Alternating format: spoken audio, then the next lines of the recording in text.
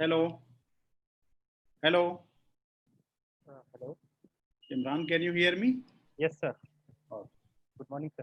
good morning. Good morning. We'll just start in 2 minutes. Sir. Okay. Is there any delay? No, sir. Not really. Uh, so I hope you can hear me. Yeah, very well. Yes, sir.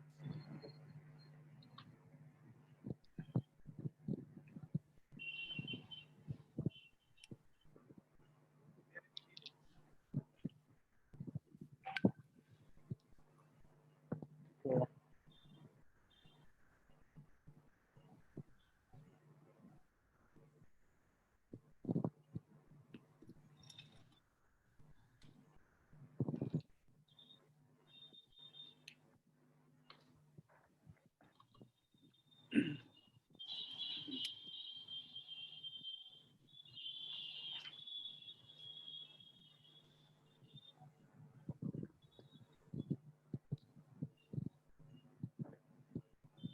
So, good morning, everyone, and thank you for joining this summer school, and also thank you for all who are joining this session as a webinar on international legal system in the age of pandemic.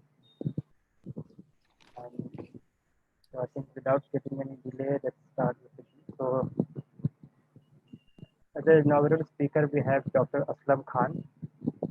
Dr. Khan is Associate Professor in Department of Law of Gandhian and Peace Studies, Mahatma Gandhi Central University, Bihar.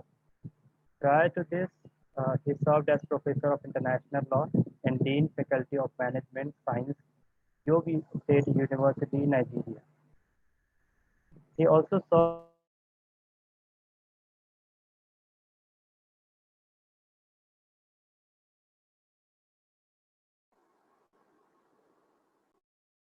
as Associate Professor in the Department of Political Science and International Studies of Political Science and Administration at Yogi State University, Nigeria. Dr. Khan has taught at Aligarh Muslim University as Assistant Professor of Political Science. Dr. Khan has several publications in reputed national and international journals. So without getting any further delay, uh, we give this floor to you and begin this first session. So over to you. Thank you very much, Imran. It is a proud privilege for me to speak as a first speaker in your this Indian Society for Legal Research program, and I am highly thankful to you for that matter. So today, lecture of mine is on international legal institutions in the age of pandemic. Though this topic is of high relevance in the present time and also the subject to the criticism of legal institutions and in the pandemic, especially when we are talking of the superpower rivalry. So the international legal system, let me brief about the international legal system, actually is having its root and foundation for the conduct of IR, international relations. It is this system that regulates state actions under international law.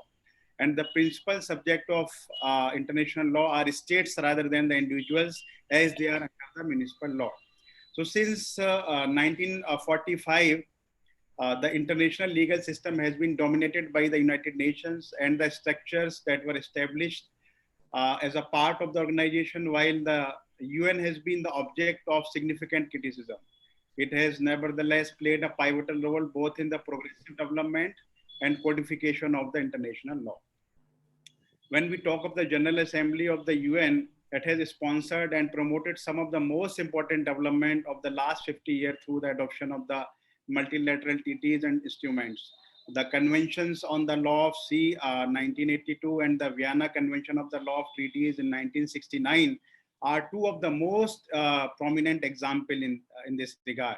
And a significant role in the legal work of the UN is played by the sixth committee, that is legal, and one of the six committee of the General Assembly, and the committee deal with the international law under Article 13(1)(a) of the Charter, which authorized the General Assembly to initiate studies and make recommendations to encourage the progressive development and codification of international law. When I am going deep into this topic, that let me shed some light on the theoretical background.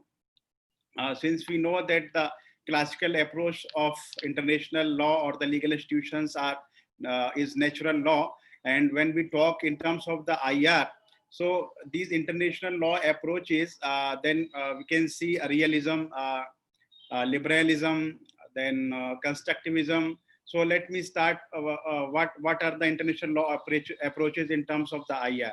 So the legal scholars that have drawn from the main school of thought in the areas of political science, international relations, realism, liberalism, institutionalism, and activism, to examine through an interdisciplinary approach the content of the legal rules and institutions, to explain why and how legal institutions come to be and why they are effective. So let's talk of the realism. According to the realism, since realism consider the international environment as the anarchic environment, and states' main objective is for survival, that obligates them to maximize their relative power in order to preserve their territory and existence. This is the international cooperation is possible only in as much as it is respond to the state's self-interest. In maximizing their power and prospect for survival, state do not pursue cooperation on the basis of the normative commitment. So according to the realist school of legal scholars, they observe that state adopt only international legal norms that either enhance their power, formalize the subordination of the weaker state, or that they intend to violate deliberately to their own advantage. So international law may thus address only peripheral matters that do not impact the state's power or autonomy.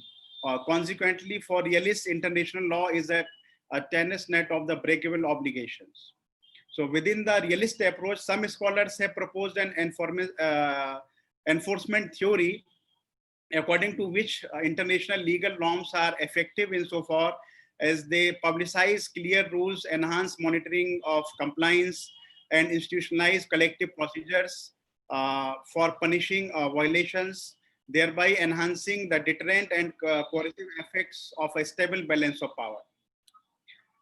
When we talk of the liberalism state, the stance toward the international law is determined by their domestic politics, and in particular by the aggregation of the preference of the key domestic individuals and groups toward the rule of law. Thus, democratic state having a representative government are more likely than non-democratic state to accept the legal regulations of both domestic and international politics, and more likely to accept and observe the international law. Hence, the adoption of and the compliance within the international legal norms among democratic states should be easier and more peaceful than the observance of international law among the non-democratic nations. Next theory that we can put rational choice and the game theory. So this approach to law applies theories of economics to identify legal implications of maximizing behavior inside and outside of markets. And economics is the study of the rational choice under the limited conditions. So rational choice is the assumptions that individual actors seek to maximize their preferences. Most of the economic theory employed are neoclassical traditional economics, or economic techniques include the price theory, which evaluates strategic interaction between the actors, means state. So game theory can demonstrate how actors with maximizing behavior might fail to take action in increase joint gain. So public choice applies economic tools to problems outside of markets. These tools are used to describe and evaluate law. So using these tools, laws are tested for economic efficiency. Economic theories are also used to propose changes in the law. This approach urges the adoption of laws that maximize wealth. So this approach relies on assumptions that perfect competition exists and that individuals will behave to maximize their preferences, and the empirical presence of these conditions is often difficult to determine. And next come to the international legal process.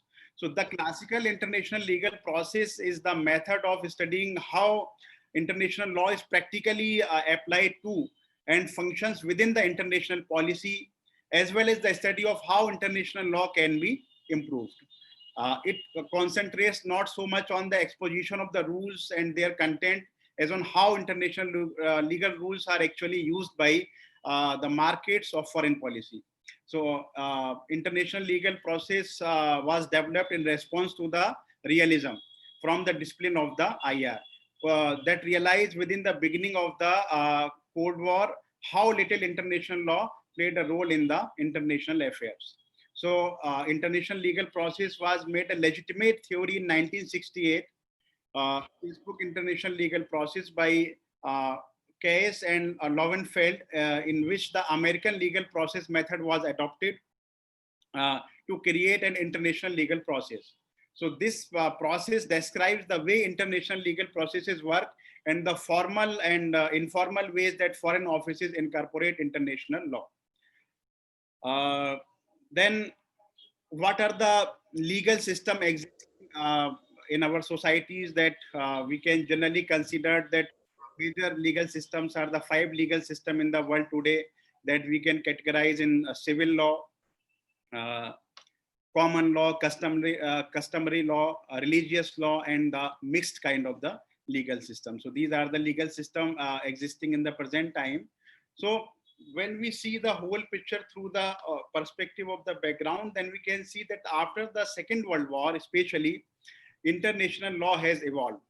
And the world responded to the horrors in terms of the Nazi-occupied Europe and the Nuremberg trials, the Universal Declaration of the Human Rights, and the 1949 Geneva Conventions, and the inception of these legal instruments signaled a deliberate shift in the scope and purpose of the international law, offering revolutionary protection to the individuals and the new international organizations. So the present debate is some contented that despite this liberalization of international law, states remain the preeminent actor in the global system.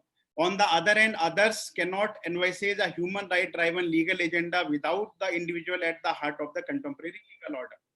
So theorists like Slaughter advocate significant structural modification to the international legal system, including strengthening the international organizations, obliging a doctrine of complementarity, and holding state to the greater account. So let's talk about the pandemic also.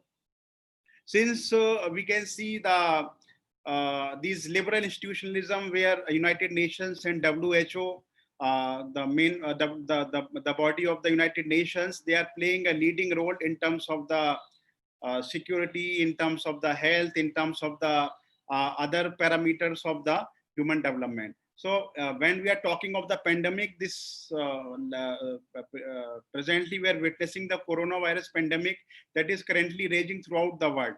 Whole world is affected by this, and the ensuing crisis has acquired a multi-dimensional nature affecting all levels of society. Measures adopted by domestic authorities have included a broad spectrum of restrictions, from general alert to the mandatory quarantines, isolations, or travel bans, or cordoning of the cities in many cases, and the kind of emergency also imposed in some of the states to stop the spread of this pandemic. So many governments have declared emergency, thereby assuming the exceptional powers or the emergency power. This dire crisis leads to our core questions. What are the relevant obligations, power, and procedures under public international law? Have they been complied with? What role, if any, has international law or why its institution played so far? So these are the major questions in this pandemic in terms of the international law. So World Health Organization, a specialized agency of the United Nations, is the international institution with a core mandate in issues the global health. In terms of what kind of the issues in the global health, WHO is the core body. Moreover, the international health regulations is the main legally binding instrument laying down rules for the cross-border spread of the disease. So the main instrument for confronting the cross-border spread of disease the international health regulations is legally binding for the 194 WHO member states. Its first version was adopted as the International Sanitary Regulations back to the 1950s, 1951, and has been in force in its current form since 2007. So the recent, we can see the recent political controversies also with regard to the WHO. So the recent political controversies, such as the one between the USA and China, initiated by American President Donald Trump, who accused China of not complying with the obligation enshrined in the IHR, means to promptly report the new disease to the WHO. They say they deliberately hide and they didn't report in time to the WHO. With regard to the specific case, I will quote here, Bogdandy and Villarreal, they are working with the Max Planck Institute, and they clearly put out that the IHR provides the WHO with the means to legally assess the accuracy of such allegations. In such a case, it may not only refer to the official government communications, but may also take into account other information such as reports from the journalist. In the specific situation, they argued that the WHO could, for instance, compare the data provided by the government with such other reports, and in the event of any inconsistencies, ask the Chinese government for the clarification. This and the other example demonstrate that the WHO norms on disease reporting also play a role in the health-related geopolitical conflicts. So the WHO and the IHR have been broadly criticized for their apparent ineffectiveness in the ongoing coronavirus pandemic. Without information provided by the member state, the WHO is practically kept a blind eye, or I may say it is deliberate or undeliberate, I am not sure, but it is just assumptions, and it lacks enforcement mechanism when the IHR is breached. Despite criticism, WHO offers important technical support to the member states by acting as a global coordinator in the crisis and by providing guidance through the recommendations. IHR is a comprehensive set of rules that has grown through example of best practices and many decades of experience with the disease outbreaks earlier. Despite the sometimes divergent behavior of the member states, the IHR continued to set the standard for how a state may deal with the cross-border spread of disease and reflect the international consensus of the pandemic control. Now, when we are talking of the WHO and the superpower rivalry, so the COVID-19 pandemic has presented enormous political challenge to the global cooperation and organizations also. When in April, President Trump announced that he would suspend funding to the WHO over allegations of mismanagement, and later on he pulled out in early July from WHO with the allegation of Chinese influence in WHO.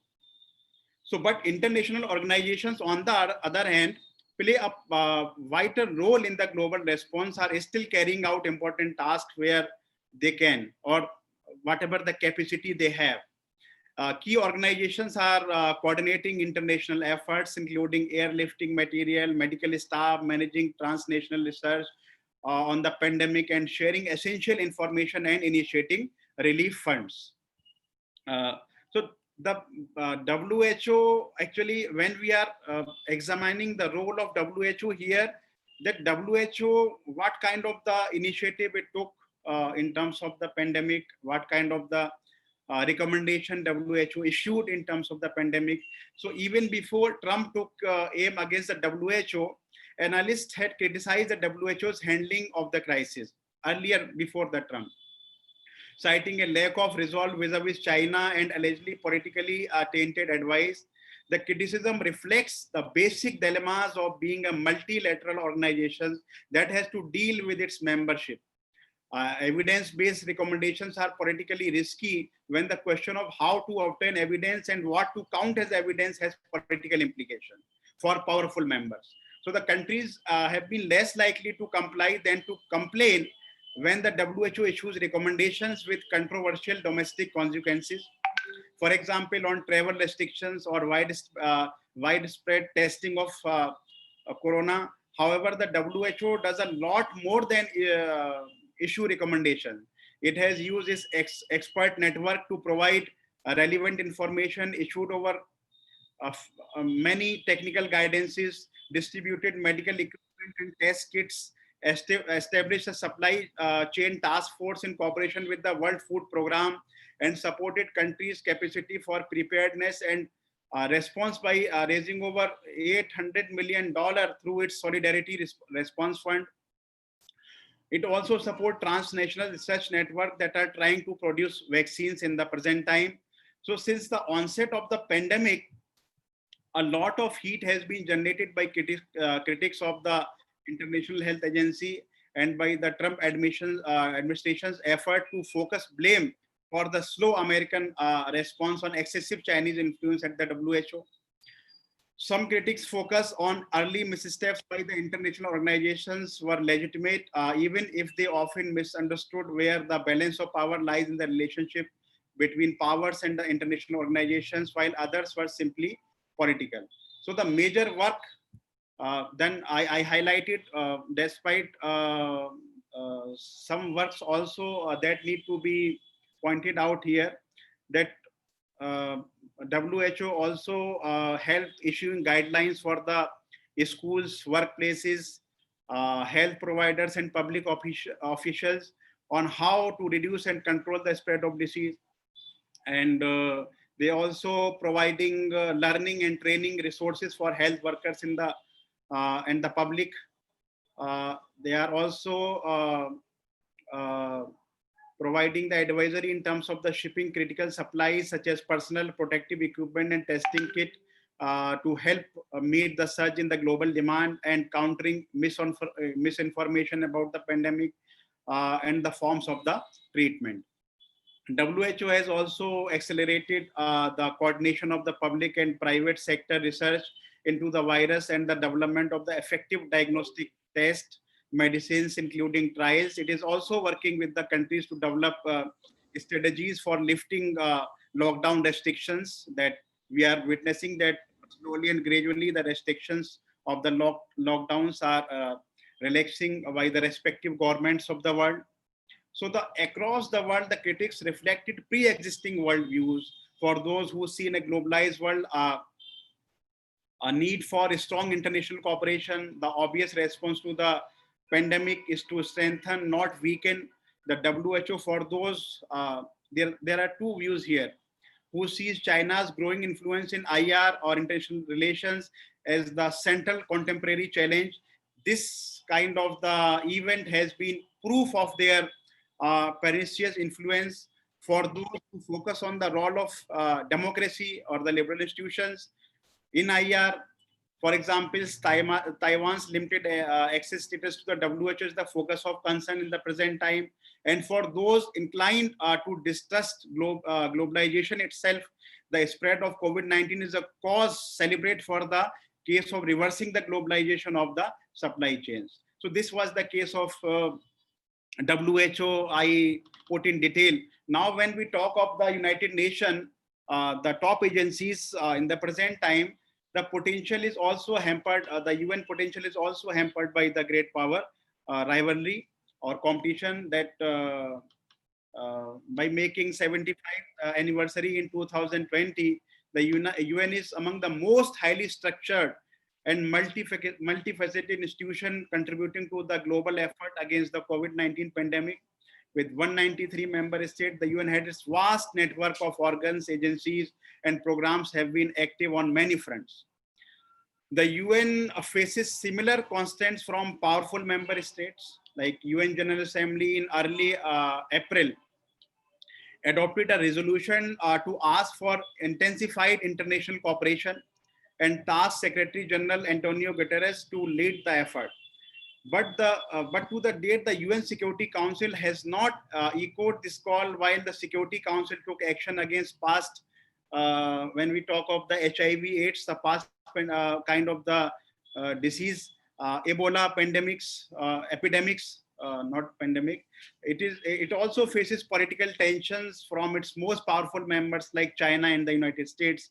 China want to push the Security Council to return to its focus on traditional security threats. On the other hand, United States insists that any resolution should maintain the origins of the virus despite the Chinese objections. So these are the two contradictory claims here by the superpower, or the two major powers of the present time. China pushing to the traditional security threats, but on the other hand, US is pushing it to the cause of the virus, origin of the virus, despite the Chinese objections. Or in May, we all have witnessed that China blocked the US-backed proposal at the UNSC meet.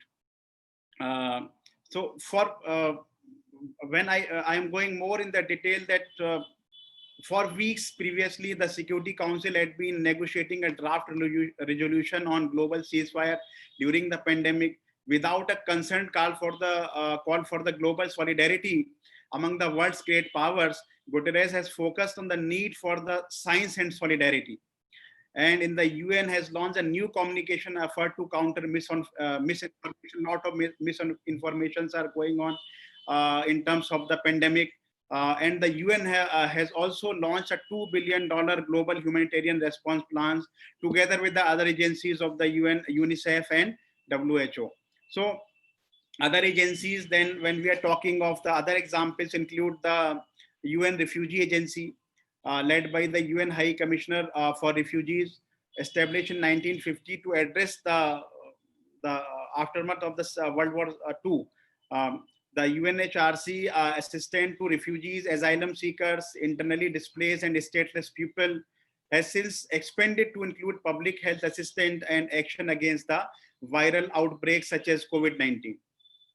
With over 70 million people forcibly displaced around the world and over 90 refugee hosting countries reporting cases of the coronavirus in the present time, the UNHCR has enhanced its support for some of the world's most at-risk population by facilitating the provisions of sanitation, provision of shelter, clean water, and medical care. It is also working with the government to ensure that they consider refugee populations in their response plans, supported primarily by the voluntary contributions from the states.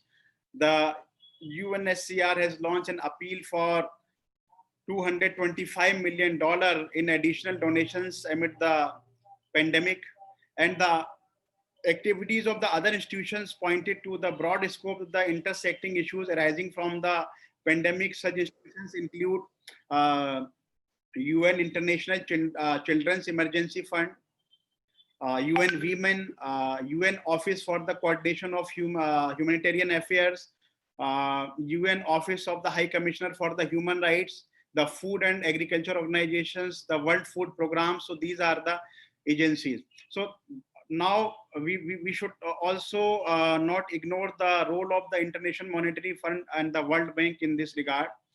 As we go back to the 2008 and 9, the global financial crisis, the states are also looking to develop common approaches against the economic fallout of the COVID-19 like pandemic measures through the institutions such as the International Monetary Fund and the World Bank.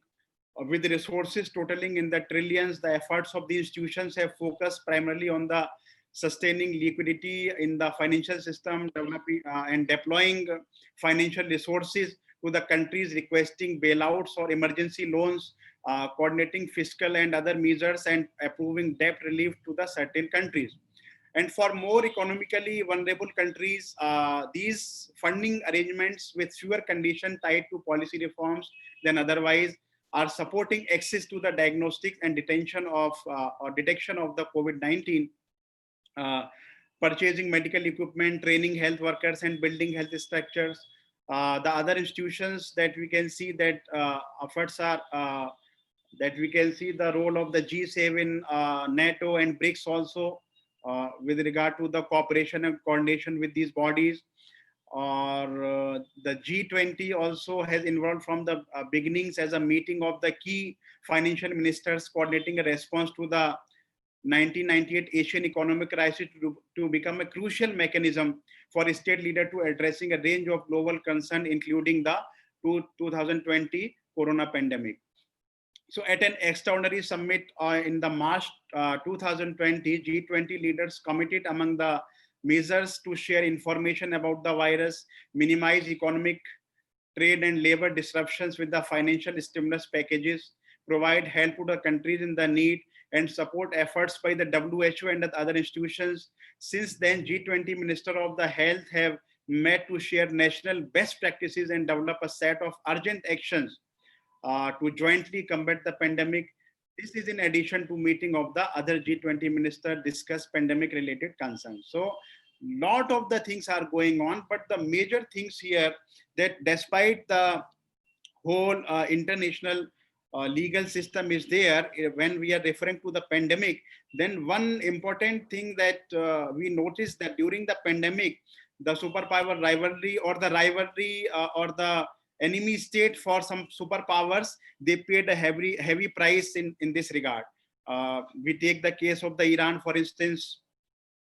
USA blocked aid with WTO and threatened WTO when they applied for a loan. So this kind of the things, when we are talking of the humanitarian crisis, when the global whole world is cooperating with each other, but on the other hand, the most responsible powers of the world, they are behaving like this, because in this pandemic or in this humanitarian crisis, we should forget this kind of the rival behavior when human life is more important than anything. So that was one of the case. Then several wars or the several kind of the aggressions. Recently, we can see the the short-term aggression between the Armenia and Azerbaijan. Then we can also witness a kind of that blame game in this regard, and the cooperation is that very much skeptical and doubtful in terms of the superpowers. And we can take the case of Taiwan also in this regard. We can take the case of the other kind of the war clouds. We can take the case of India, China standoff in Galwan recently, that despite there was an advisory issued to the whole world that we should maintain distancing, we should be very careful when we are when our very existence or the aggression of one nation on the another is coming to the forefront, then whole army units are moving from here and there with in one vehicle. Too many soldiers are traveling, and we have witnessed that so many military personnel, so many police personals, they have been the subject to the coronavirus. So these were the concerns. Despite these organizations, recently we see the case of the Iran, that when there was a resolution against the United States in the United Nations, they threatened to United Nations directly. Several times United States has threatened global bodies like WTO, like United Nations, WHO. They have pulled out. They have also pulled out from the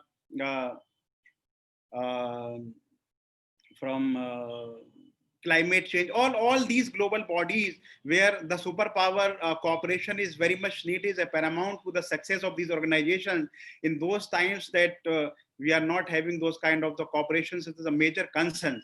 So these institutions actually, until unless all the major powers of the world are putting the weight behind those institutions, those institutions are not going to perform. When one particular country is threatening institutions in the pretext that some decisions are not as per their choices, same has been the case, because this P5 actually, when we are thinking in these directions, these all liberal institutions that were created in the pretext of liberal values, cooperation rather than the competition. But on the other hand, these are having the high realistic goals.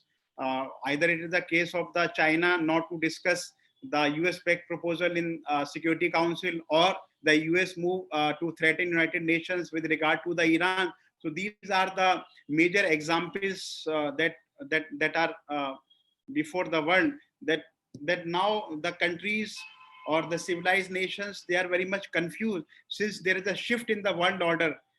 Because I am going back to the history, then when there was a collapse of Soviet Union in 1990s. After that, all the nations of the world were forced to change their foreign policy according to the priority of the United States. So that was the one phase. Now, after the Trump presidency, there is another phase that world is witnessing, that when since 1991 to the Obama period, the world was more involved in the multilateral institutions, or the United Nations or other kind of the global institutions. But after Trump took presidency, when he gave the call for the America first, then it come to the individualism, that what gain America is going to get for somebody. It's like a business, that what we are investing, what we are getting, what is the return we are getting. If we are not getting a return, we should pull out from those kind of the bodies. So they have no liberal face left for those countries. Those have been the champion of the democracy, those has been the champion of the liberalism, those have been the champions of the human rights, so those have been the champion of the humanitarian cause. Now they have been exposed, and their whole discourse has been limited to the individualism rather than the globalism. So I'm ending my lecture here, and I am keeping a space for more interaction in terms of the question and answer. Thank you very much for the patient listening, and thank you very much for providing me the opportunity to speak on such important topic. Thank you very much. I thank from the core of my heart the founder of the Indian Society for the Legal Research for providing me the opportunity. Thank you very much. Thank you, sir, for your useful insights. So I would like participants, if they have any question, they can put in the chat box, and then I will ask the question. So before I get questions from participants, I have few questions myself. That the first question is, do you think that this pandemic will make states more protective? I mean, they will follow the protectionism than multilateralism in upcoming years. Okay.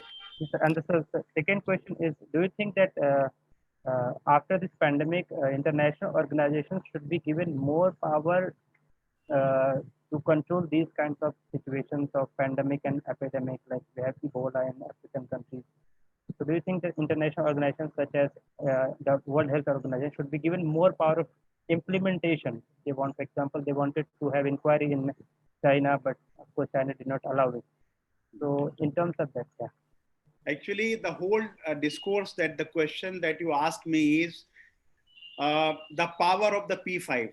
Since United Nations, that we are seeing the kind of the discourse in the United Nations in the present time, because WHO is having enough mandate for that matter, that to take care of the global health crisis or the other kind of the humanitarian crisis, or the other United Nations also is having such kind of the mandate. But when the questions come to the interest of the P5, for example, US and China, they are using veto, then these kind of the power or these kind of the mandate has no meaning in terms of that. So there need to be restructuring in terms of the power of the United Nations, or in terms of the majority minority consensus, that because you see that America is having support of the other European powers in the United Nations. So the major issues or the major reforms, until unless these powers are not willing, so we cannot expect anything positive in terms of that. And the second question that you asked, that the world is moving toward the more protectionism, that in this crisis that we have seen that everybody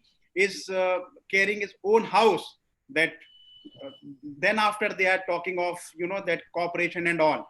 First, we need to be safe. Then we are going to take care of the other. So America actually has started the new kind of the discourse or the new kind of the policy in terms of that.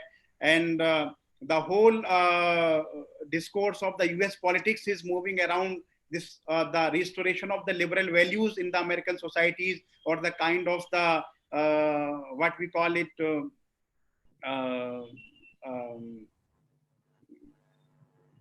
the individualistic approach or the personal approach taken by the Trump administration. So these were my response to your questions. Thank you, sir. We have few questions from participants. So the first question from Manya Anand is, how does game theory comes into play in international law?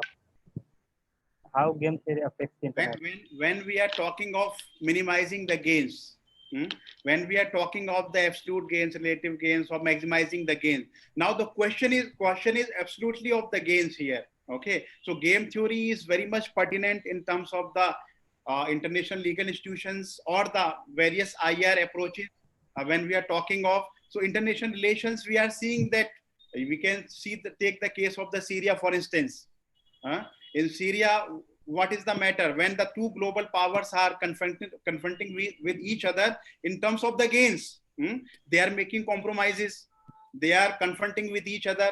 Okay, so the question is coming when the question is coming to the zero-sum game, then it is okay. But if the somebody getting more from the another, then there is a problem. There is a war. There is a strike. There is other thing. So there is a one example for that matter. Thank you, sir. Sir, the next question is from Mohammed Rahim. He's a student from Afghanistan. He's asking, what kind of impact bring the US withdrawal from World Health Organization? It was very much evident that US is claiming that China is having influence in the World Health Organization, and the WHO actually working on the behest of the Chinese inputs. They are not taking into the considerations the global kind of the concerns, the other nations. They are very much suspected to the role of the China in terms of spreading this pandemic. So this was the main contention. And that's why they pulled out, because there is a question of power now. Who is gaining what? Okay. I will just ask a related question. This is my personal curiosity. Like, USA has been contributing, USA is the only country which is contributing more than 50% to international organizations, including World Health Organization. And that's why USA has more influence on WHO. So is it okay that USA is having impact or influence in World Health Organization, and if not China? I mean, right now China is trying to get more influence here. For example, if there is a kind of voluntary work we are doing for the humanity, for the world health, for example, if you are contributing $100, for instance, I am contributing as per my capacity $10. So do you have the claim to have that particular right that my whims and fancies are going to be taken care in that particular voluntary work or that organization? Okay, so it doesn't make any sense if somebody is contributing 50% or somebody is contributing 10% or 5%, because when we are talking of the global health issues, so we are talking of the globally and we are providing this infrastructure to when you are claiming to be a superpower. Now the question comes that you are saying the contribution. On the other hand, that who are having the wealth of the third world nations or the other kind of the Middle East countries, that you can easily analyze that the kind of the contribution US is making in terms of these bodies, what US is gaining in terms of the compromises, in terms of the blackmail with regard to the Middle Eastern countries or the other countries. So it is nothing. It is a peanut in terms, if you are going to assess in that light, that prism. Thank you. I think we have free time, so we can take two more questions. No problem. Yes, sir. So the one question from Ashish Hussain is asking, okay, it's a long question. I would like to know if having a patchwork of institutions with differing mandates is assisting regulatory pluralism in international relations, or is world moving towards old order of hegemonization of the existed in the Cold War era? I mean, are there any reforms in their structure, membership, and functions of these institutions operating on soft law, or move towards more enforceable forms of international law? Very nice. So actually the question itself is having two kind of the, that discourse in it. That first they are saying that whether I am saying that cooperation is not possible until all the responsible power of the world, they are coming together for the cause with the honesty, dedication, and the commitment. Since you are helping somebody with the pretext that you are having a realistic agenda behind that, okay, then, and when the second question comes that Yeah, it is very much true that until unless it will be clear that who is going to lead this world order, because US influence is weakening in the present time, everybody knows it. And US is also trying to find new allies, new partners. They are broking deal with the traditional partners, like recent deal with the UAE and Israel, the historic deal. Okay, same is the case with China's influence on Iran. On the other end, you can see the Turkey's influence in the Middle East. So this kind of the, that there is a much confusion that how this world is going to be shaped. When the picture will be clear, then it will be defined, because the same case will emerge. It is a kind of the new Cold War. New Cold War, then in the Cold War period, we see the different blocks and their interests were being served, and the institutions were very much strong. There was no major war. But in the unilateral world, now the world is moving toward multilateralism, then again the world is moving towards the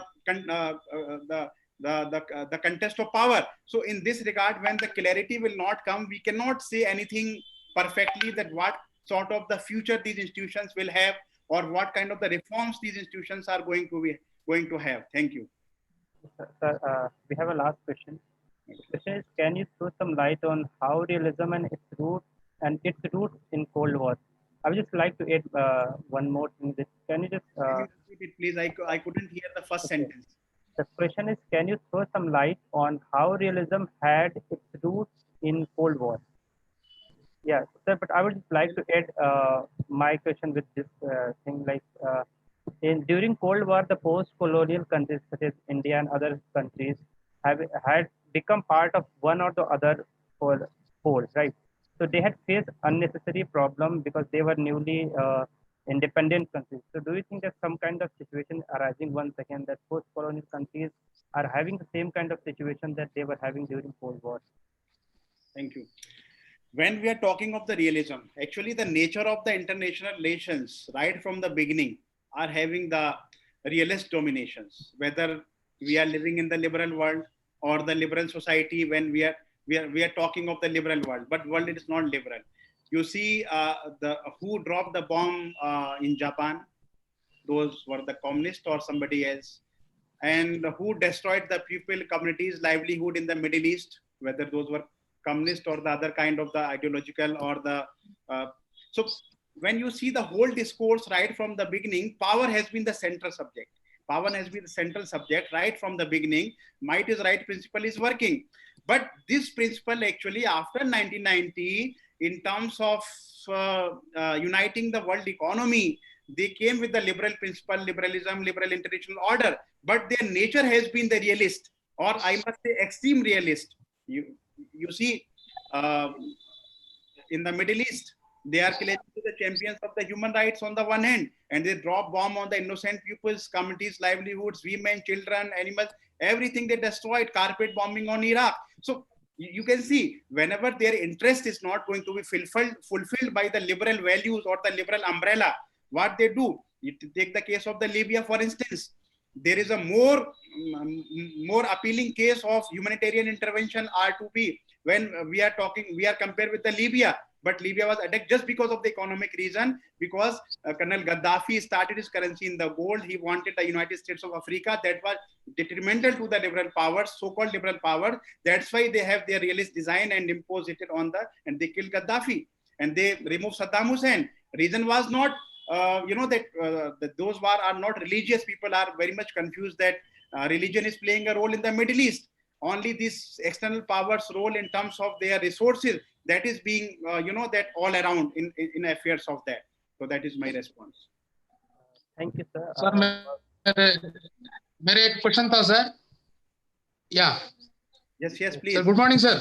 Good morning. Sir, good morning, sir. Aslam ji, this very enlightening to speak from you. That's very encouraging, and we know what is appropriate happening across the world. Just my question is that, what is the recent government of India, what is the international policy? Is it very feasible to the international relations? Let's respond to the present recent scenario from government of India. India's policy now during the Prime Minister Modi's regime is very much realistic. see our relationship with the Israel, see our relationship with the Middle Eastern countries. So it is a very effective policy in terms of the achieving the goals, achieving the foreign policy goals. Now we are having strong allies. You can see the case of Pakistan in terms of the politicizing the Kashmir issue. Then Pakistan doesn't get the support either from the traditional allies or the allies from the OIC. So this kind of the approach that taken by the present government is highly realistic in nature also, since India is not a country that support the kind of the aggressions war. We have been the history of the peace, harmony. We have produced the peace leaders like Gandhi, Nehru and all.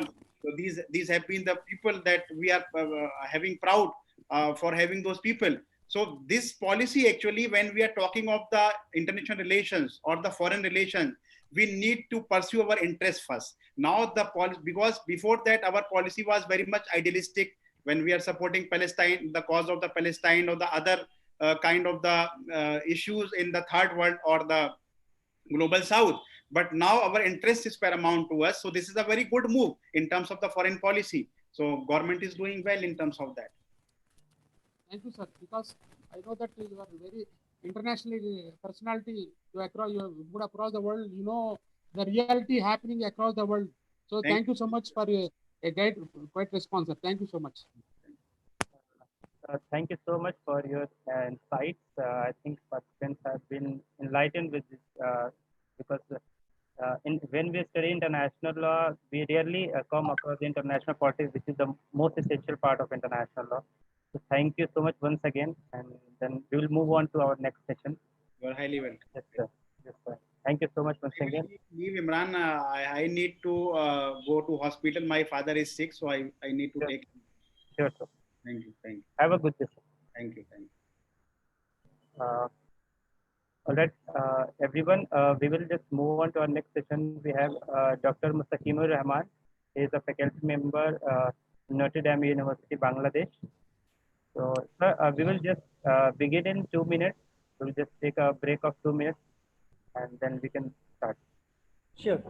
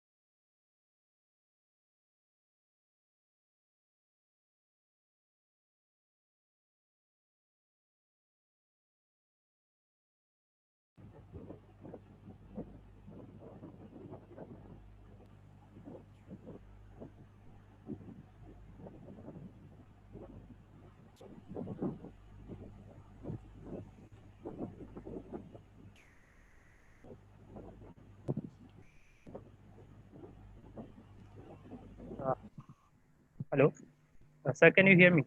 Yes, I can hear you. Sir, first of all, I would like to thank you for rescheduling your slot, because in the morning, Dr. Sadi had informed that we cannot speak today because of some issues. I think electricity issue is there in this area. So I think we can start. So everyone, we have Mohammed Musahim Rahman. He is working as faculty member at Notre University in Bangladesh, and he is going to start his PhD at Chinese University of Hong Kong from September 2020. He has completed his LLB and LL.M in Public International Law from Nottingham Trent University, United Kingdom in 2012 and 2013 respectively. Sir will speak on the duties of citizens during pandemic. So without getting any delay, the floor is yours. Thank you, Imran. Of course, it is a nice moment for me. Although I worked with you like 2018, I guess, in January of 2017. I forgot, anyways. Thank you again. Well, first of all, I would like to say that you have done a fantastic job. It is a great event, I guess, because virtual summer school, the idea is quite new due to pandemic. We are doing this kind of online session, and I think it's a good idea to make together all the scholars from different parts of the world. Well, let's start my part. I want to share the screen. Can I share the screen, Imran, please? Yes, sir, sure. No problem. Please, I think I need your permission. Please allow me to share my screen. Okay.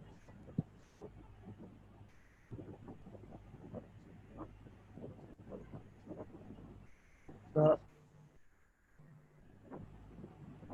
now I guess you can share. Yes. Thank you.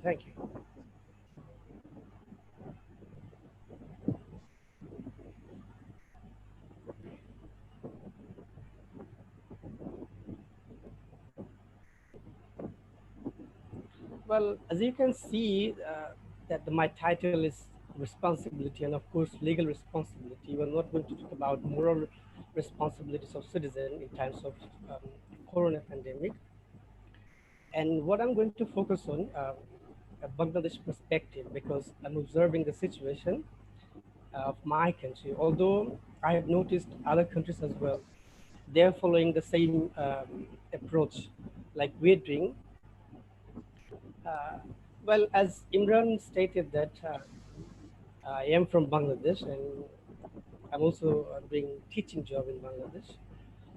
Did my bachelor's and master's from England, and then I came back to Bangladesh back in 2014. And after that, I'm just doing legal research precisely on international crime. From next month, I'm going to start my PhD in Hong Kong on international crime too. However, the topic is slightly different that I'm going to discuss today. Let's start.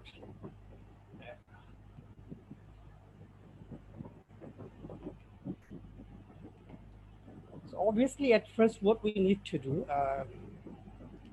the connection between existing legal system of Bangladesh, of course, and corona pandemic. If we cannot make any kind of connection, then we wouldn't be able to discuss the whole matter. So this is the first thing that we need to do. Is there any kind of connection between the legal system and the corona pandemic?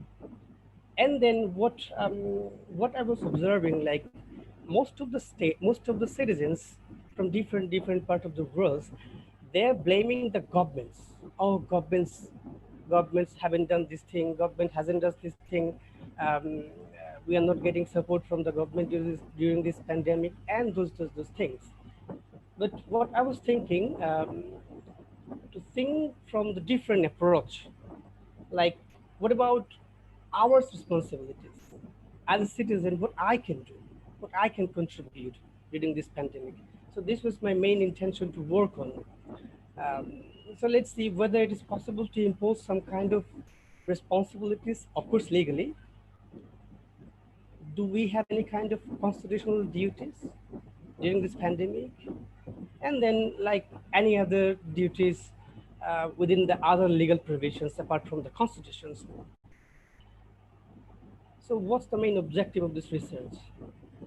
What I want to find out, apart from the state, why citizens should be included in the government action plan in response to the COVID-19 situation.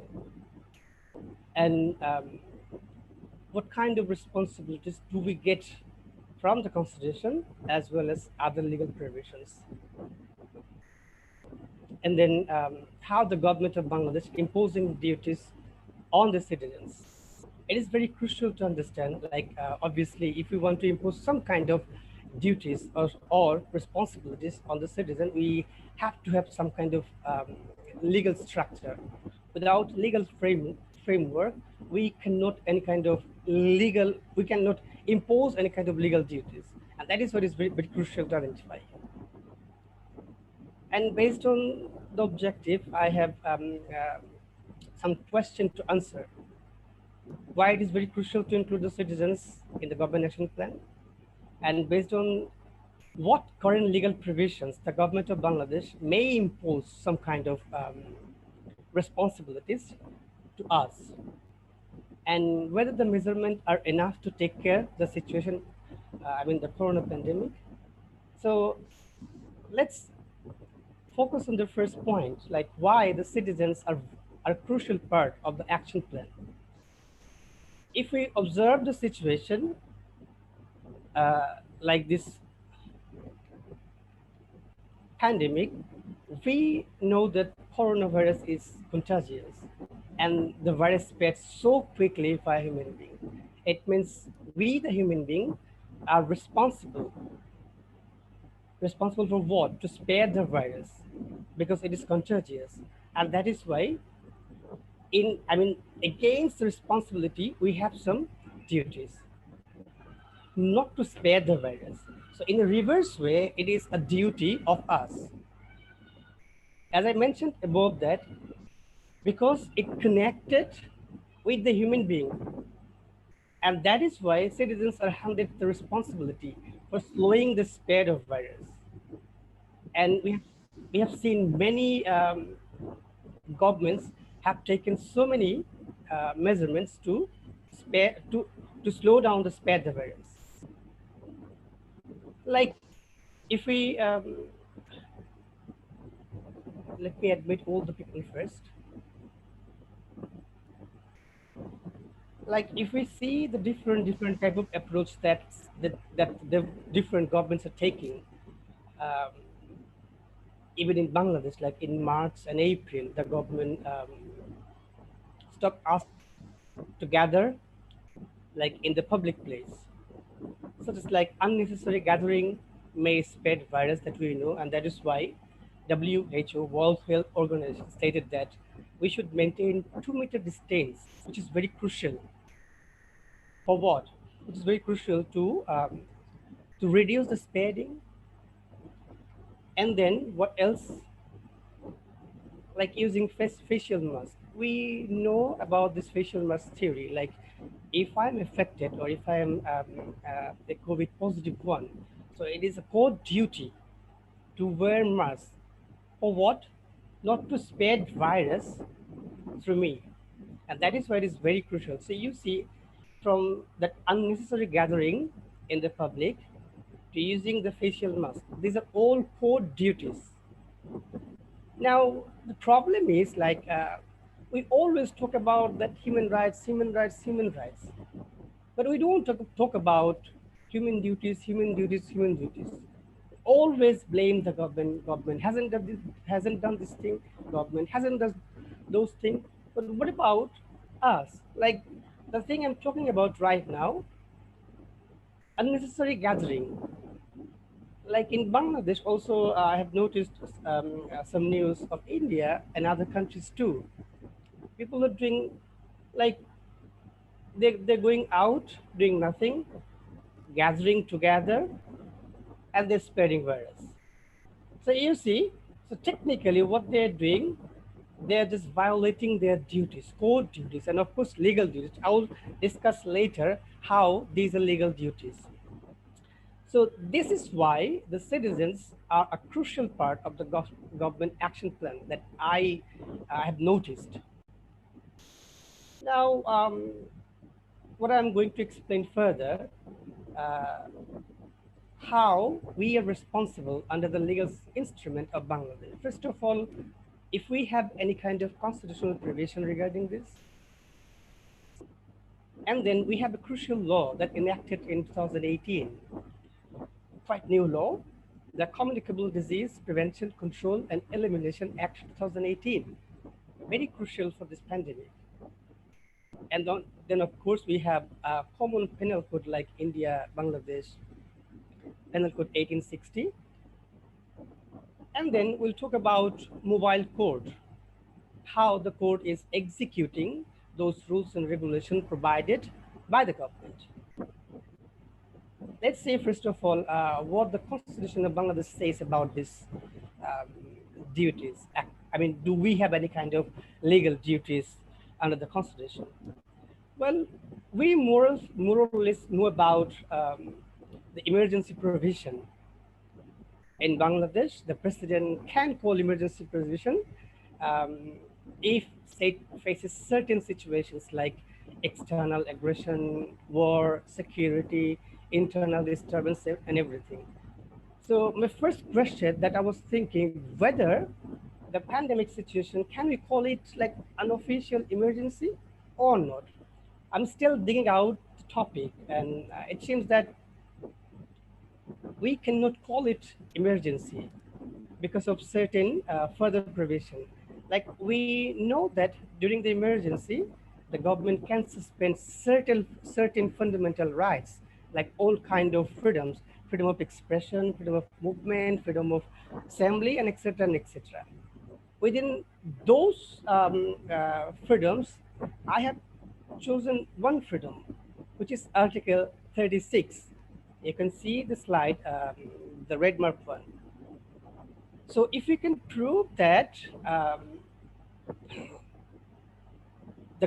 that we are in an official emergency, technically, again said, the government hasn't declared anything like that. So technically, we're trying to prove that we are on an official emergency. And for that, we have to prove that either we are in a war, different type of war, or external aggression, or maybe internal disturbance. Some are claiming that the situation, the pandemic situation, is a similar kind of internal disturbance, and some are not. So it is a debatable issue. Now let's see what Article 6 says about it. The most crucial article, and I guess most of the countries are executing the similar provision, which is freedom of movement. It is a qualified right. We know about it. You have to be qualified to execute this right. And sometimes the government can suspend this right if we have some kind of restriction imposed by law in the public interest. Yes, Maria Zubair, I think you raised your hand. You want to say anything? All right, let me continue. So, of course, this is the public interest that we are facing. It is not something like individual interest. The pandemic is a public interest, and therefore, the government can suspend this right in a different way. Now, let's see how the government is executing this right. I think in India and in Bangladesh, we are having some kind of similar situation. Reasonable restrictions mean lockdown. Lockdown means the government is telling me to stay at home, don't go out. So they're curtailing my freedom of movement. For what? For the public interest. And when the government is imposing this duty, it is a duty to stay at home. It is a duty not to go out. Now you can raise a question, why not to go out? As I mentioned above, that this virus is communicable, I mean contagious. It means if you go out, there is a chance to spread the virus by you. And that is why the government may impose this restriction on us. So this is the constitutional provision that we are facing in India, in Bangladesh, maybe some other countries. Maybe they don't have this kind of provision in the constitution, but they are executing. The term lockdown, we have heard this term since January, like like China, they have done the same thing. The Wuhan province was under lockdown. And then so many countries have used this provision, this term, this terminology. Now let's see the most crucial act that has been using by the government to prevent this pandemic, the Communicable Disease Prevention, Control and Elimination Act 2018. First of all, I would like to mention the purpose of the act, the aim of the act. This act is aimed at tackling public health emergencies, mitigating dangers to public health, like that. So of course, it is very crucial if you consider the current situation. I'm going to focus certain sections like 5, 10, 14, 18, 20, 25, etc. Let's see what section 5 says. In Bangladesh, the health authority may ask to follow the quarantine rules. Okay, we talked about that Article 36 of the Constitution. So based on the Constitution, the health authority may ask me to stay at home for 14 days or may ask me to follow the institutional quarantine rules, section 5, section 5(1), subsection P. We have some other provisions like that. The health authority may suspend any kind of public gathering. Again, we need to go back to the Article 36 of the Constitution. So following that Constitution, what the health authority can do, the health authority may suspend any kind of public gathering anywhere in Bangladesh for a temporary basis. I believe India having the same situation like us. And then again, section 10, it is a core duty of me to inform the right authority if I face any kind of suspect like that. If I know that I'm a positive one, COVID-19 positive one, it's my duty, core duty, to inform the right authority. All right. So you see, in a normal time, this kind of duty, we don't get it, legal duties. But this is something different. And that is why it is very crucial to talk about the citizen's duty, which we don't talk normally in the peacetime. Well, it is of course peacetime as well, but this is different kind of peacetime. And then section 25 says that if you don't comply with the rules provided by the health authority, the government may impose fine, which is 50,000 Bangladeshi taka, around 600 USD, and also 3 months of imprisonment. So you see, technically, because that is a legal duty, and if I violate the duty, I may get imprisonment as well as I may be fined. Another one, section 26, it is also crucial, and we have noticed these things like ridiculously that I want to mention. People are hiding their information. If someone is getting positive, they are not informing the authority for various reasons. I know that social reason, family reason, personal reason. But what about legal reason? Legally, it is my duty, because if I'm positive and if I don't disclose or if I say the wrong information, that may cause a disaster. So I may be responsible to spare the disease. And that is why this is a core offense. If I don't disclose the information or if I provide the wrong information about myself, and for that I may get 2 months of imprisonment or maybe 300 USD or made together. So you see, the crucial piece of legislation that has been enacted in 2018 is very much crucial for this pandemic situation, without any kind of doubt. And this is the core law that is imposing some kind of legal duties towards us, which we didn't know even last year, although the law has been enacted in 2018. Now, let's see what penal code says. I will discuss why penal code is very important. So we know that in general, penal code imposes criminal liability on individuals. So here I'm going to discuss about 2 sections only, 269, 270, I believe India has got the similar provisions like as the same penal code we are having. Section 269 states that whoever unlawfully or negligently. So there is no excuse that, oh, I didn't know that, oh, I was not aware of it. Either you know or negligent.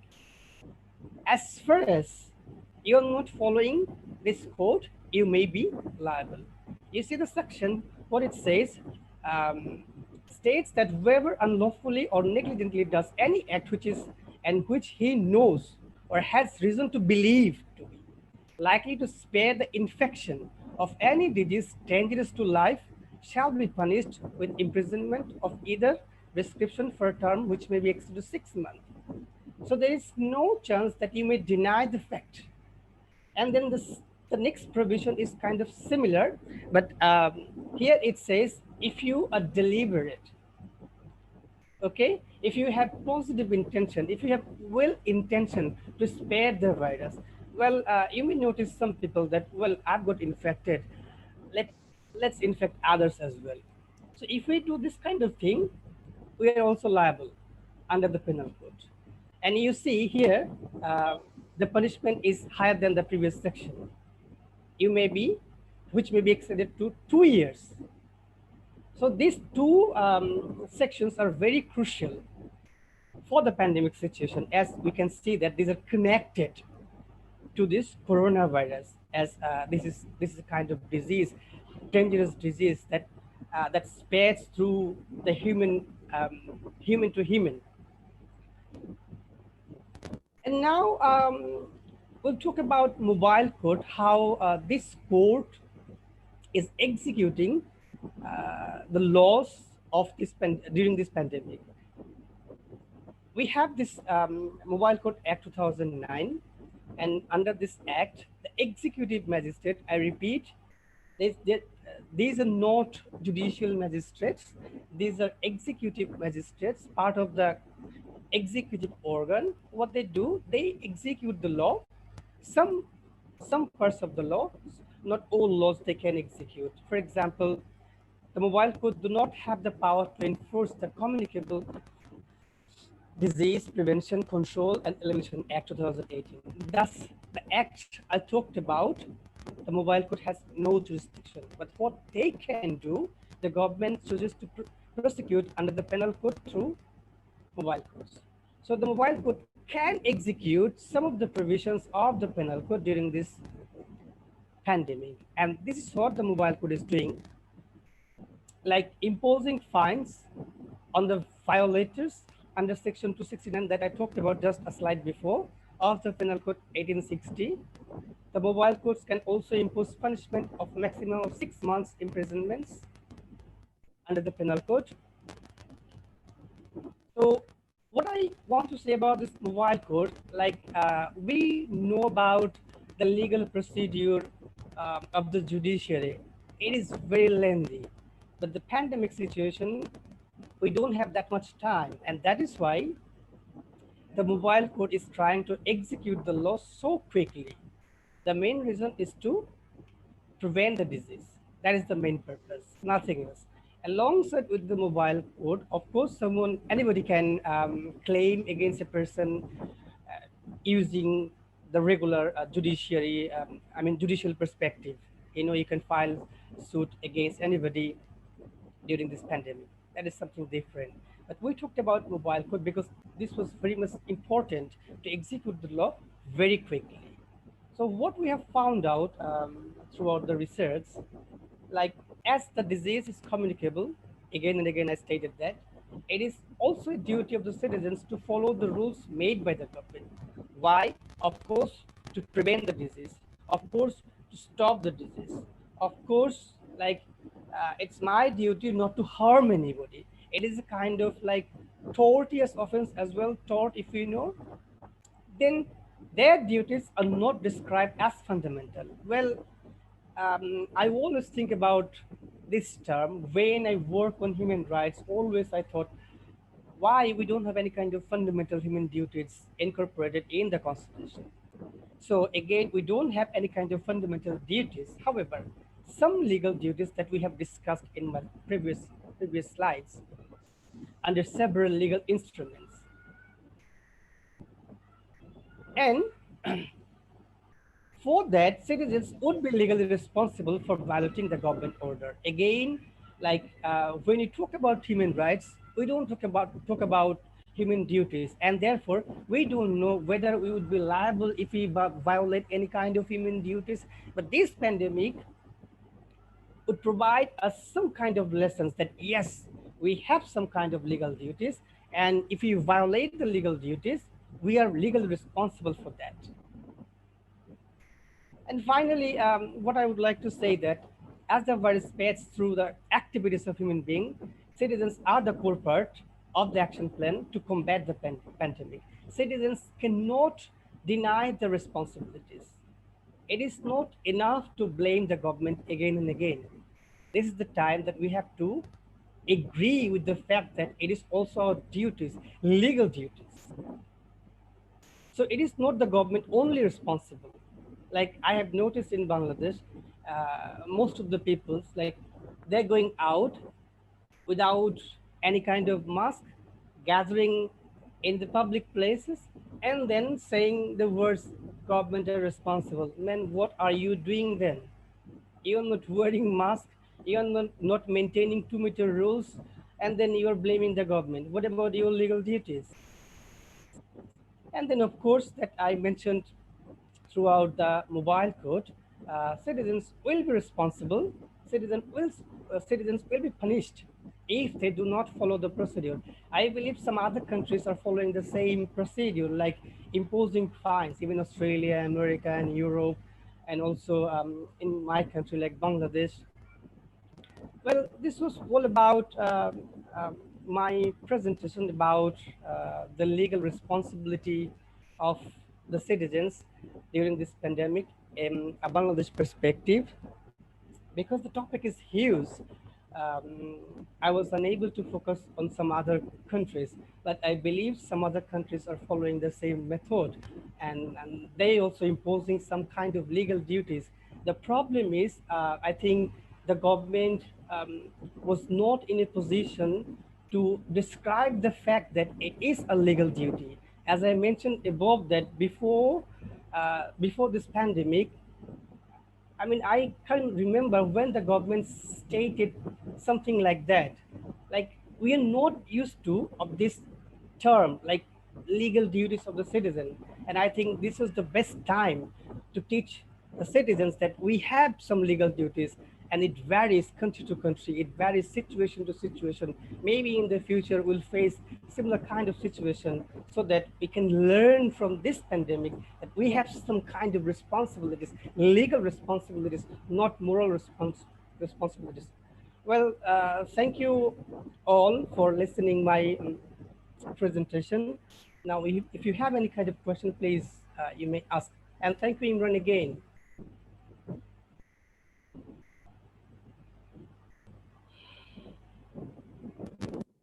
Thank you, sir, for your insights. I think you have triggered one of the famous debates right now that in India we are having, because soon before the community transmission in India started, we had the issue of Tablighi Jamaat in India. I hope you heard about it. So we have seen so many issues in India with like Tablighi Jamaat issue, and then with Balaji temple issue, where so many people have been been found positive, including the people who are working in the temple. So, sir, before participants ask questions, I think they will just type it, so it will take some time. So, I just want to ask one question. This pandemic has triggered a question of whether the fundamental rights and fundamental duties are intersecting or are opposing to each other, or they can go parallel to each other. Because in India we have fundamental duties in our constitution, but that is so broad that it cannot easily be kept in the category of the specific duty during pandemic or something. So, do you think that both rights and duties should go together, or there is some intersecting position in this? Yeah, you're right, Imran. In the Indian Constitution, there is a part of the fundamental duties. Of course, it is very broad, and in Bangladesh, we don't have this kind of provision in our constitution. So there is a distinction between Indian and Bangladeshi constitution. But I believe it should be a core part of the constitution. If you see what Salman says, they says every right has a similar kind of correspondent duty. So without duty, you cannot establish a right. So in case of human rights, if we claim only rights, we should also understand that we should have some kind of similar kind of duties as well. And I think, let me say one thing. When I was doing my master's back in 2013, one of the professors in England says that this is a big criticism of the human rights because we don't have any kind of human duties. And we should work on this. So back in 2013, I have learned from that professor. And since then, I was trying to figure out what kind of duties should we have? What kind of fundamental duties should we have incorporated in the constitution so that the people will learn? And I found that most of the constitution have not this kind of provision, although India has this provision, and I appreciate it. At least they have the provision. In Bangladesh, we don't have this kind of provision, and that is a big gap. People don't know about this thing, and I think it should be incorporated, and it should have the similar guts or powers like that. Like if I'm claiming something, I should have that kind of responsibility as well. And from that perspective, we should have this provision in the constitution in a parallel way. Thank you, sir. So we have one question from Myra Suberi. She's asking, can you draw a comparison between Bangladesh freedom of movement and our freedom of movement? Well, I don't know how this is connected to this topic, but can you just throw us light on the freedom of movement that Bangladesh is having? Well, yeah, I understand the question. If we consider this specific pandemic, I'm not only comparing with India, I'm trying to compare with other countries as well. If you see in Europe, they also followed the same idea of lockdown. And if you want to define the term lockdown, it is technically, it will fit within the term of freedom of movement because the government is curtailing my movement. It is not only in India and also in Bangladesh during this pandemic. Go Australia, see Australia, what they're doing like. I think some provisions of some province in Australia, they're imposing emergency even. So if you see emergency, of course, they're also curtailing the freedom of movement. So it is not a kind of compare with India only. For this kind of situation like pandemic coronavirus, if you see other countries, they're also following the same method in a different way. What I was trying to find out, from the perspective of constitution. That is why I use the term freedom of movement. Other than that, I mean, you won't see others that they are using the term, you know? Okay. Thank you, sir. Sir, one question which I will just modify, but the question is, since the beginning of pandemic, India is facing police brutality as a means of coercion. What can the government do about keeping a check on that? So I'll just add on this, like not only India, I think although in Belarus, we are having emergency kind of situation right now in Lebanon also because of protests, and then we were having such situation in Hong Kong also. And US, the whole Europe was having protests on Black Lives Matter. So, sir, there is a duty on the government to protect the people and to work for the welfare of the people. And also on the part of citizens, which you are also discussing, that citizens should have duties and they must have a duty. So, how to, like the duty of the government towards citizens and citizens' duty towards the state, how can we reconcile the situation? Well, I mean, if you see from the perspective of government, and if you see from the perspective of citizen, they are interconnected. If you want to define the role of government, what they're doing, they're playing a role like a middleman between me and the country, you know? So what's their role? Their role is to provide a nice country like that. So like we have almost 16 crore people in Bangladesh. Now, if we do not follow those kind of regulations provided by the government, first question is why why government is doing that. The thing is, it is government's duty to maintain, to organize, to impose some kind of rules and regulations for the betterment of the country. So what they're doing, like providing us some kind of medical care, providing us some kind of emergency food, emergency money, and also providing a security force as well. So from their perspective, well, of course, you can debate that how far they are doing. Are they doing enough? In each country, they have got their own criticism, such as we have, such as we are doing also. Yeah, I know that government is not doing enough. We can criticize the fact. And also, on the other hand, it is also our duty how far we have done. So if you see what perspective you want to focus on, my perspective was that to focus on the citizens. As from the question that you talked about the government perspective, I can say about my country, because I haven't focused on other countries' government's policy. Yeah, I have noticed that government hasn't done enough. We have time to criticize that. And next time we'll not vote them. That what we can do. But during the pandemic, if I face any problem, if I do any kind of wrong, what I can get, what government can impose something on me.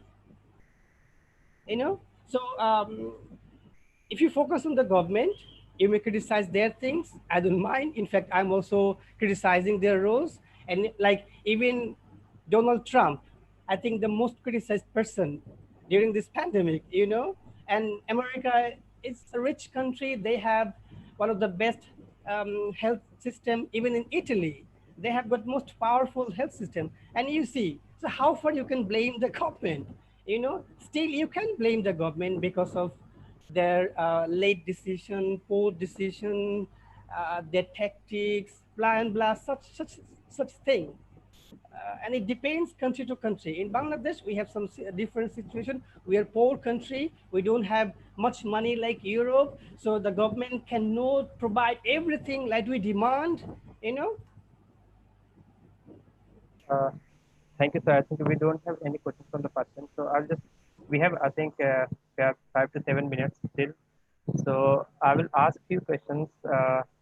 And I think participants from India would also like to know how the government of Bangladesh has tackled this pandemic, especially in Rohingya refugee camps, because that was the biggest challenge that Bangladesh was having. So if you can just give us a glimpse how the government has been successfully controlling this virus in Rohingya Did camp. you mean refugee?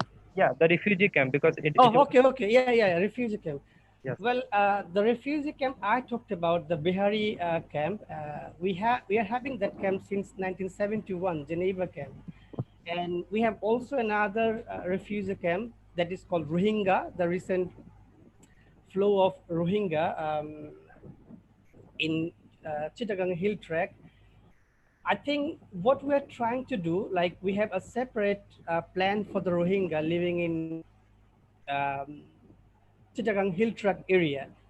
We have some special doctors for them, and we have some other kind of relief like emergency foods, because if you talk about the Rohingya camp in Chittagong, it is a huge camp, and there is so many people living in short camp, and therefore the risk is high over there.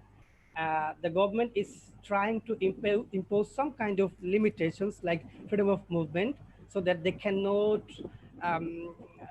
go out like a normal people.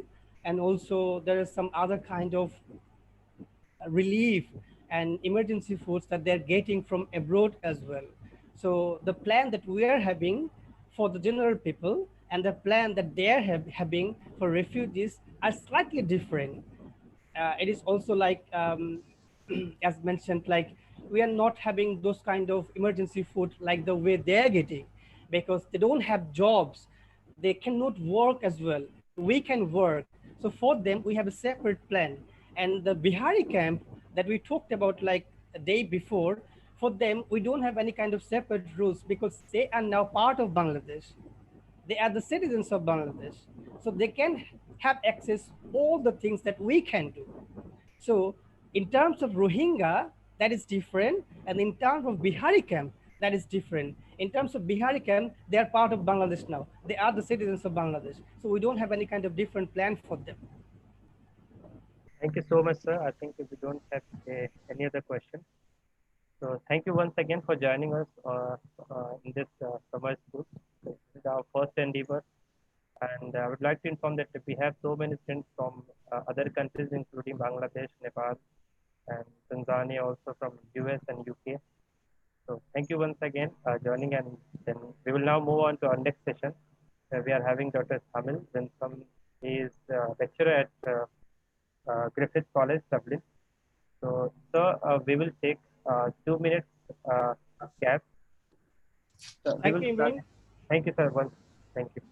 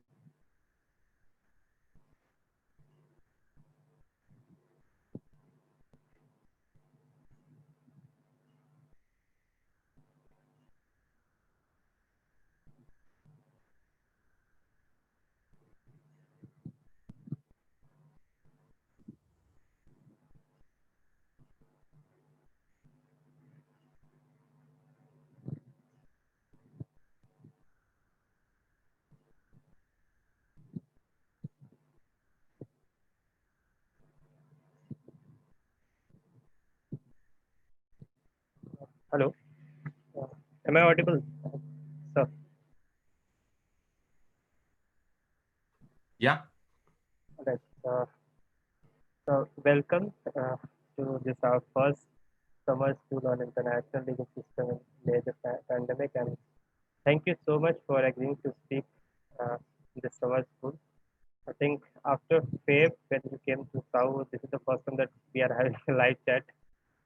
Right. So everyone, we have Dr. Thamil Venthan, and he is lecturer at Griffith College, Dublin since 2017. And prior to his lectureship at Griffith College, he has worked as a fellow and research assistant to RS Center for Human Rights in Galway, Ireland.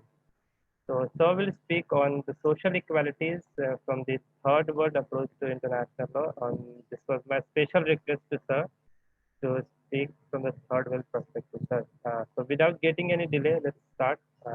The floor is yours. So, if you like to share your screen, I will just make you the host. Yeah. Yes, and then you can share. Okay, perfect. So first of all, thank you very much to Mohd and the Indian Society of Legal Research for inviting me, first of all, and secondly, for organizing such a audacious and such a valuable academic event in times of global crisis and great suffering that is inflicted upon the entire world. It is my great pleasure to be here, and I would like to talk, just as Mohd said earlier, about the aspect of the third world approaches to addressing the pandemic. So, as Mohd already introduced, my name is Dr. Thamil Ananthavinayagan. I'm not that pretentious. So for me, the doctor title is not that important. So just keep it short and simple as Thamil. I was born and raised in Germany. So I was born in the global north. And to this end, I was educated here in the global north. But obviously, as you can see from my own skin color, which is very similar to your own, my parents are from the wonderful island of Sri Lanka. Over my studies, I got more and more interested in the idea, the movement of TWILE. TWILE stands for Third World Approaches to International Law. And this is something that evolved over my academic studies over time. And it was only in the Republic of Ireland that where I did my PhD, that I got in closer contact with the third world approaches to international law. And I will address this aspect in a little while. So to give you a certain introduction first, Victor Hugo said, let me move this up to the top. Victor Hugo said, "The paradise of the rich is made out of the hell of the poor."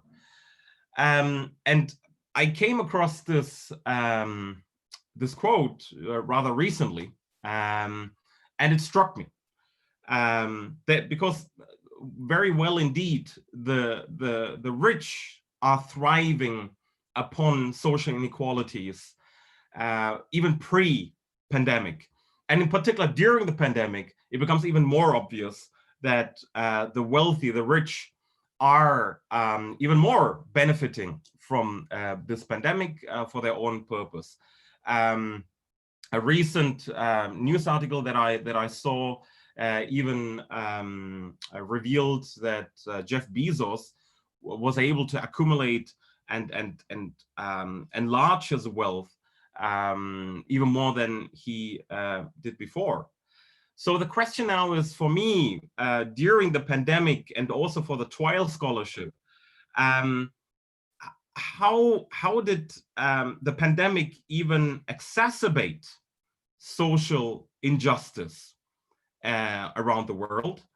But moreover, the question now is, how can TWILE provide answers and rectify social injustices by providing answers in international law that will tackle not only the aspects of social injustice, but creating a just and moreover equal world society.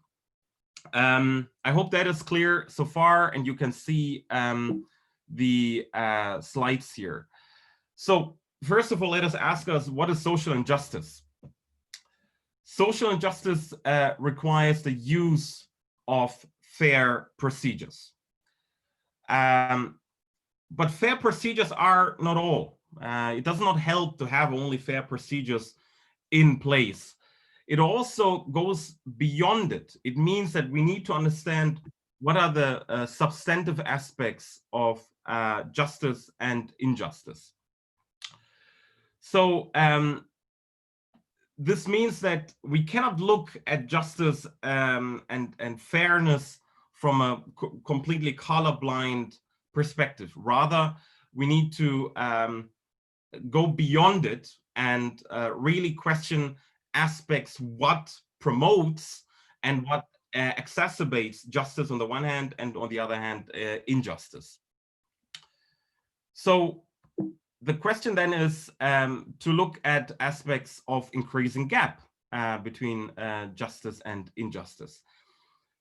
Investigations during the influenza pandemic in 1918 had revealed that education, employment, and home ownership were very strictly related to a higher mortality rate.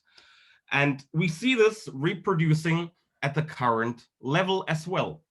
I'm not very familiar with most of the public that is attending today, but I would recommend you to bookmark a website if you haven't done so already, namely the TWILE review website. It's www.twile, TWAIL, and then r.com. And this website is providing information and articles written by TWILE scholars. And one of these TWILE scholars, there's a particular page dedicated to the pandemic and the TWILE responses created by the editors of the TWILE review. And one of the contributors, Priya Gupta, against this background, says that the pandemic has manifested disparities. In Louisiana, in the state of Louisiana in the USA, for example, in the global north, the state with the fourth highest number of COVID-19 cases, nearly 25,000 confirmed cases as of April 20th, 2020, have resulted in 70% of deaths in the African American community. African Americans in Louisiana in the United States make up to 33% of Louisiana's population. In Chicago, nearly 70% of the deaths have been African Americans. In Queens, New York, one of the most racially diverse counties in the United States, it is one of the areas hardest hit by the pandemic. So if we look at these different aspects now that are revealed in the global north already, how bad must it be then in the global south? So already vulnerable, marginalized, and impoverished communities with a lack of access to health are already severely hit by the pandemic as such. So at this very extreme end of vulnerability, it's not only the minorities, the marginalized communities, it's also persons who are homeless, who have an increased risk of infectious diseases such as the current COVID-19 pandemic. I'm not sure if I can show you the video. Let me know if you hear the video when I show it. If you don't, then we will move on to the next topic perhaps. South Korea, Singapore, and Vietnam are examples of countries that acted early enough. We can hear it, sir. You can hear it? Yes, sir. You can? Okay, then I will play it. Wait. Outbreak by shuttering businesses, implementing widespread testing, and tracing people exposed to the virus. As a result, economists say these nations are having the most success reopening their economies. If that's in place, that as you reopen the economy, you actually can foster confidence, because among the unknowns here are the way that consumers are going to respond to a gradual reopening. Advanced countries in Asia, Europe, and North America have engaged in massive relief efforts to compensate businesses and workers for the loss of income during economic shutdowns.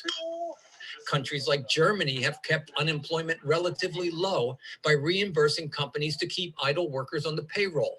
In the United States, which is experiencing massive job losses, worker benefits are channeled through unemployment programs. But gaps in these programs have left many Americans increasingly dependent on food assistance. Developing countries struggling with widespread poverty before the pandemic have been hit especially hard by the steep decline in global exports and world tourism. Warning of a hunger pandemic, the United Nations has appealed for nearly $7 billion in humanitarian aid to help those most at risk. Humanitarian aid is not just a moral imperative. It is a practical necessity to combat the virus. If COVID-19 wreaks havoc in the poorest classes, we are all at risk. Despite a growing need for economic assistance, fiscal conservatives are increasingly resistant to boosting U.S. government debt that already has ballooned by the trillions of dollars since the pandemic began. They warn that runaway spending will necessitate tax increases and austerity measures that will slow economic growth for years to come. If we see that people are not going back to work, then there's going to be need for further assistance. And at that point, you start to get fatigue is one of the things that you'll hear mentioned. But until a coronavirus vaccine or reliable treatment is developed, economists say it remains difficult to forecast how long or how severe the economic downturn will be. And they warn reopening businesses too early could prolong the crisis. Brian Padden, VOA News, Washington. Okay. So, sorry. Let me move on to the next aspect then. So, this issue then just reveals that the pandemic is systemic, and it's not only an issue of the global South, it's also an issue of the global North. 1 second, sorry, I'm just trying to get, okay, sorry. Just wanted to get out of this screen. So as you can see, I might be brown, but I'm not that good with computers and laptops. But I'm getting there. So the aspect then is that the global South and the global North are sharing the same problems. And this brings me to the aspect of a neoliberal dogma, namely, which has then over the last 60, 70, 80, 90 years exacerbated the problem, namely neoliberalism, in particular with the end of the Second World War and ushering in the 1970s with the era of Ronald Reagan and Margaret Thatcher, which had used their famous quotes to use here are on Ronald Reagan's side to say less government, not more. And on the other hand, with Margaret Thatcher, who said there is no such thing as society. Well, I have a message for them. There is such a thing as society, and that is becoming even more prevalent during a pandemic because we need global solidarity. That's one thing. And from this video, flowing from the video, it becomes also obvious that we need more government, not less. As you have seen, I'm currently in Germany. The pandemic had prevented me from traveling to Germany to see my mother, to see my family over the last 6 months. Finally, I'm here. And in this video, the German example was highlighted and amplified. Well, the reason why Germany has fared okay, fairly well in the unemployment statistics is because of governmental intervention. This would not have been possible if you had just a marginalized structure of a government. The government intervened. The government subsidized Lufthansa, which is an aircraft carrier, as you might know. It has intervened in different companies in order to sustain workforce on the labor market. And even during this pandemic, the unemployment payments were even supported by the government at a larger extent. And in Ireland, where I live and work, for example, the pandemic unemployment payment was introduced, PUP, in order to help and alleviate the suffering of people who were laid off during the pandemic, in particular because of the pandemic, who lost their jobs. So governments around the world, how capitalist and how market orientated they might be, have introduced state interventionist practice, to which I will revert in a bit, in order to tackle aspects of social inequality, or at least to provide a transition period in times of the pandemic. So the effects then, I'm aware of the time. I believe it's 25 minutes more. Is it correct, Mohd? Yes, sir. Yeah, okay. So 25 minutes more. So I will discuss with you effects, causes, and then move on to more trial scholarship before I move on to reflect the pandemic from the trial perspective, and then finally conclude. So this would be the outline for the next few minutes that are left. So the pandemic COVID-19 has hit the poorest the hardest, as I have explained earlier, and as also demonstrated in the video. The 2019 Multidimensional Poverty Index indicates that 1.3 billion people around the world live in multidimensional poverty. There's dangerous shortages of food and water in many households. Schools have closed. There's rising unemployment, and families are unable to receive support. And this is even becoming even more evident in the global south. In the global north, it's already a problem, but it's even becoming more evident in the global south. The global north has thrived upon creating social security systems which have been then rippled down during austerity measures, and only a basic system of social security services are provided to the people. But still, there is something that provides support. But in the global south, an area which was ravaged and pillaged during colonialism, the question is, how does social security, or can social security, if at all existing, provide for people who are already not able to provide and living from day to day? So this brings me then to the next aspect, from effects to the actual causes.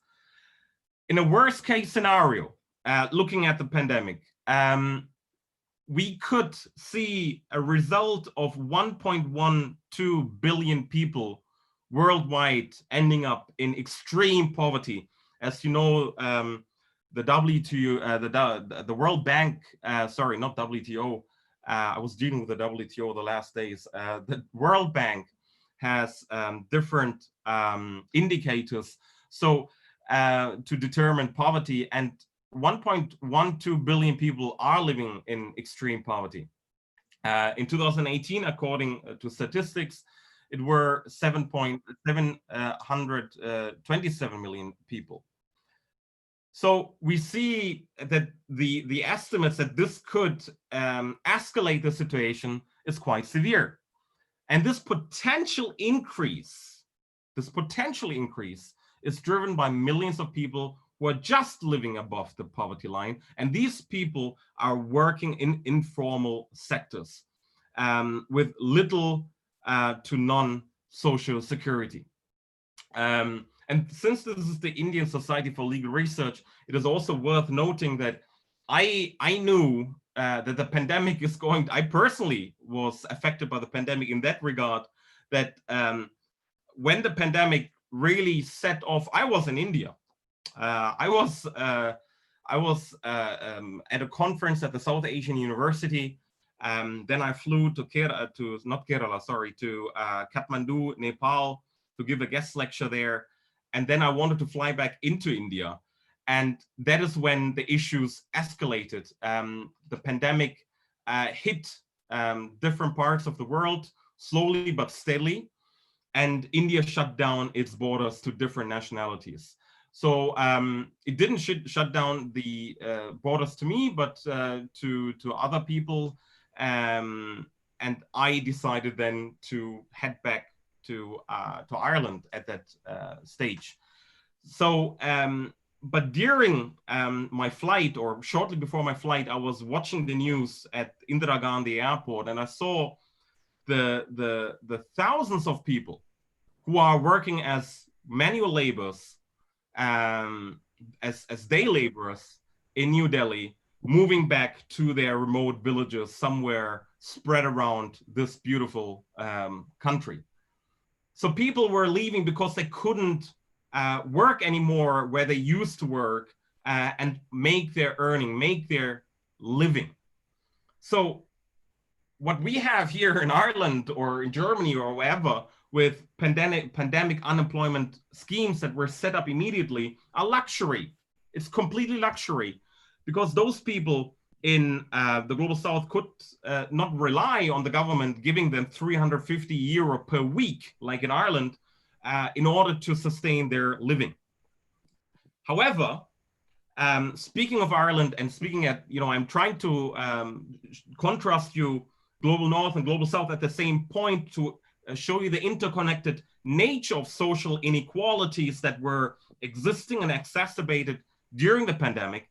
If we look at Ireland again, with the PUP payment as a measure to ameliorate social inequalities and help people, the PUP payment, if you are on receipt of this PUP pandemic unemployment payment, you at one point, say in 2 or 3 years, you want to buy a house in the Republic of Ireland, it is a black spot in your biography, in your narrative, because once it is revealed to the banks that are going to lend you the money to buy a house, that's the end of the story. Once they know that you have received PUP payment, it is very unlikely that you're going to get a mortgage.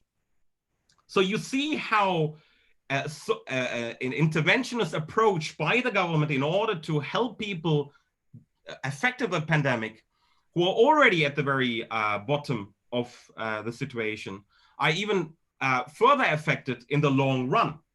So the Global North and the Global South is not that different, only in the allocation of resources and fundings, if you wish.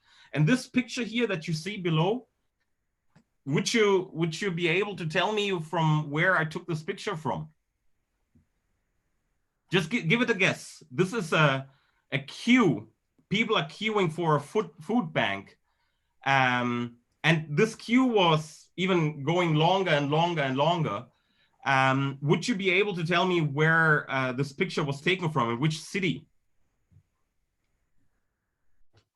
Anyone? Don't be shy. Well, this queue is of people queuing in Geneva, Switzerland. Switzerland, one of the richest countries in the world, home to the United Nations. People living in Geneva, Switzerland, queuing for the food bank because they lost their jobs, because they had to accept cuttings to their payments. And for this reason, they went to the food bank in order to make their living. Just imagine that. Imagine people in the rich city of Geneva had to queue for food amid the pandemic. So this problem that we see is interconnected. It's interrelated. So let me then come to the core. Mohd and the Indian Society for Legal Research had stressed this to me. Please discuss more about TWILE. What is TWILE for those who are not aware of TWILE? Let me give you a quote of a person who was one of the leading scholars in the third world approaches to international law scholarship, namely Makau Mutua, who was a professor at the University of Buffalo. He's a Kenyan national, and he wrote the following: "The regime of international law is illegitimate. It is a predatory system that legitimizes, reproduces, and sustains the plunder and subordination of the third world by the West. Neither universally nor its promise of global order and stability make international law a just equitable, and legitimate code of global governance for the third world. The construction and universalization of international law were essential to the imperial expansion that subordinated the non-European peoples and societies to European conquest and domination. Historically, the third world has generally viewed international law as a regime and discourse of domination and subordination, not resistance and liberation. This broad dialectic of opposition to international law is defined and referred to here as third world approaches to international law.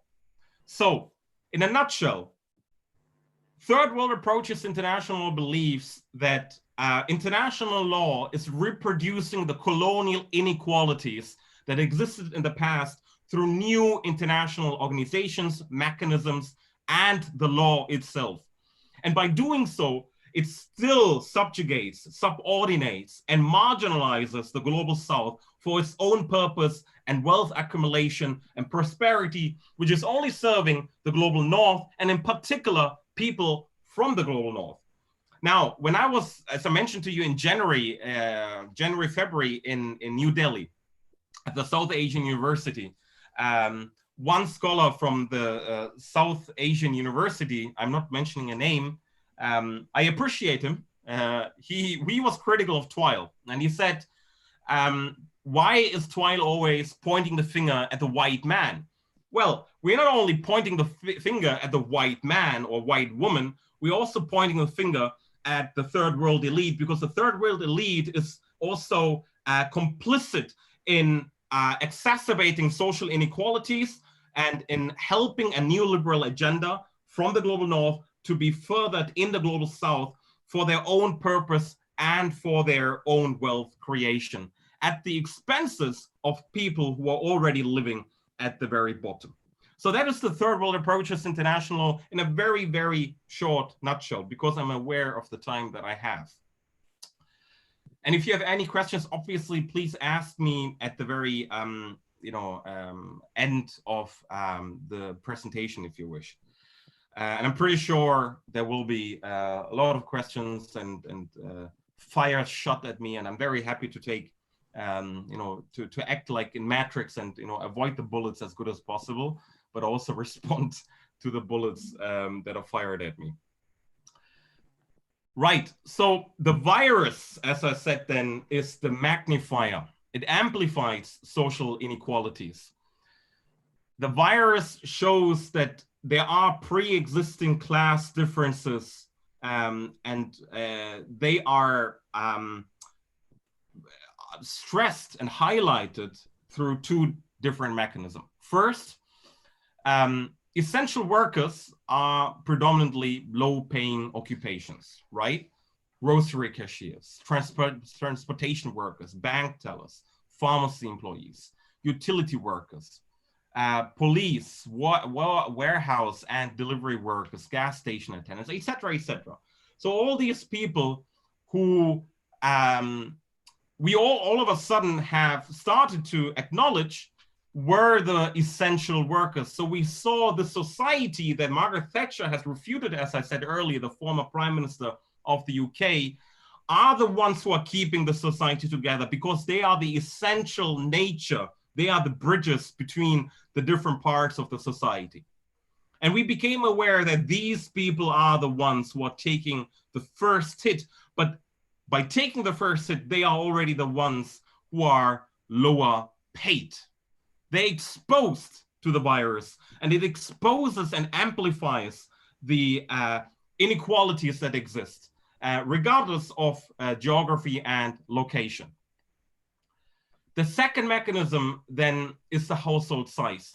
2019, the person median income in the US, for example, was 35,000 in a household of two, and it declined the size above two, falling to 14,803 in a household of six. These two mechanisms, and this second mechanism is also applicable to the global South, these mechanisms interact. Poor people are essential workers, and they live in larger households. So, and if these two mechanisms interact, it affects three different aspects. Number one, it affects health, access to health. Number two, it affects education. And number three, it affects employment as such. As I said to you, health, like I said earlier from the article from Priya Gupta that I mentioned, marginalized communities who have a rather lower access to health are severely affected by the pandemic. And this is not only in the United States, it's also evident in the BAME communities, so Black, Asian, minority ethnicities in the UK, and also in the global South. For example, in Sri Lanka, it's the issue in the Philippines, it's the issue in Brazil. People from the global South who are already marginalized and not having access to public health or lower access to public health are affected, propounded, and severed by these two mechanisms. Education. Well, in terms of education, I see in the current news since I came back to Germany, that Germany has a severe lack of a widespread technology provided to schools, to teachers, to pupils. And those who can afford technology, so if they have to remotely learn like here now, like we do, then this technology has to be in place. So Germany has severely ignored this issue of expanding broadband, of providing laptops, of setting up a proper infrastructure at the school level. And they are slowly doing it by now. But those who are not going to suffer are those schools that are well equipped, and in particular richer households with a greater median income, and those from better paid jobs that can afford an education infrastructure, that can pay and afford themselves a new laptop, a good broadband, and so on and so forth. So there we see already a gap exacerbated through the pandemic. Not only an issue again of the global North, but also in the global South. People who had to go back to the remote villages from the universities had great issues of accessing recorded lectures, as I know from my colleagues in Chennai in India, but also in Kathmandu and different other parts of the global South where my colleagues are situated in. Their students could not access the recorded lectures, Zoom, etc., because of that lack that already existed pre-pandemic and which was amplified during the pandemic. So I'm well aware I have 10 more minutes, so I will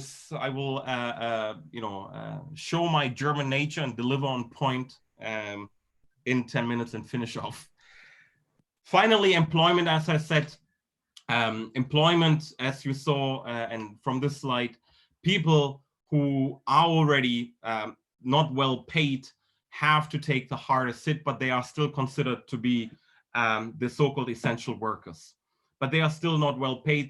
They receive, as we saw in the global North, some hand claps. They're just recently in the Irish news, I read that the nurses could park their cars for free in vicinity to the hospitals.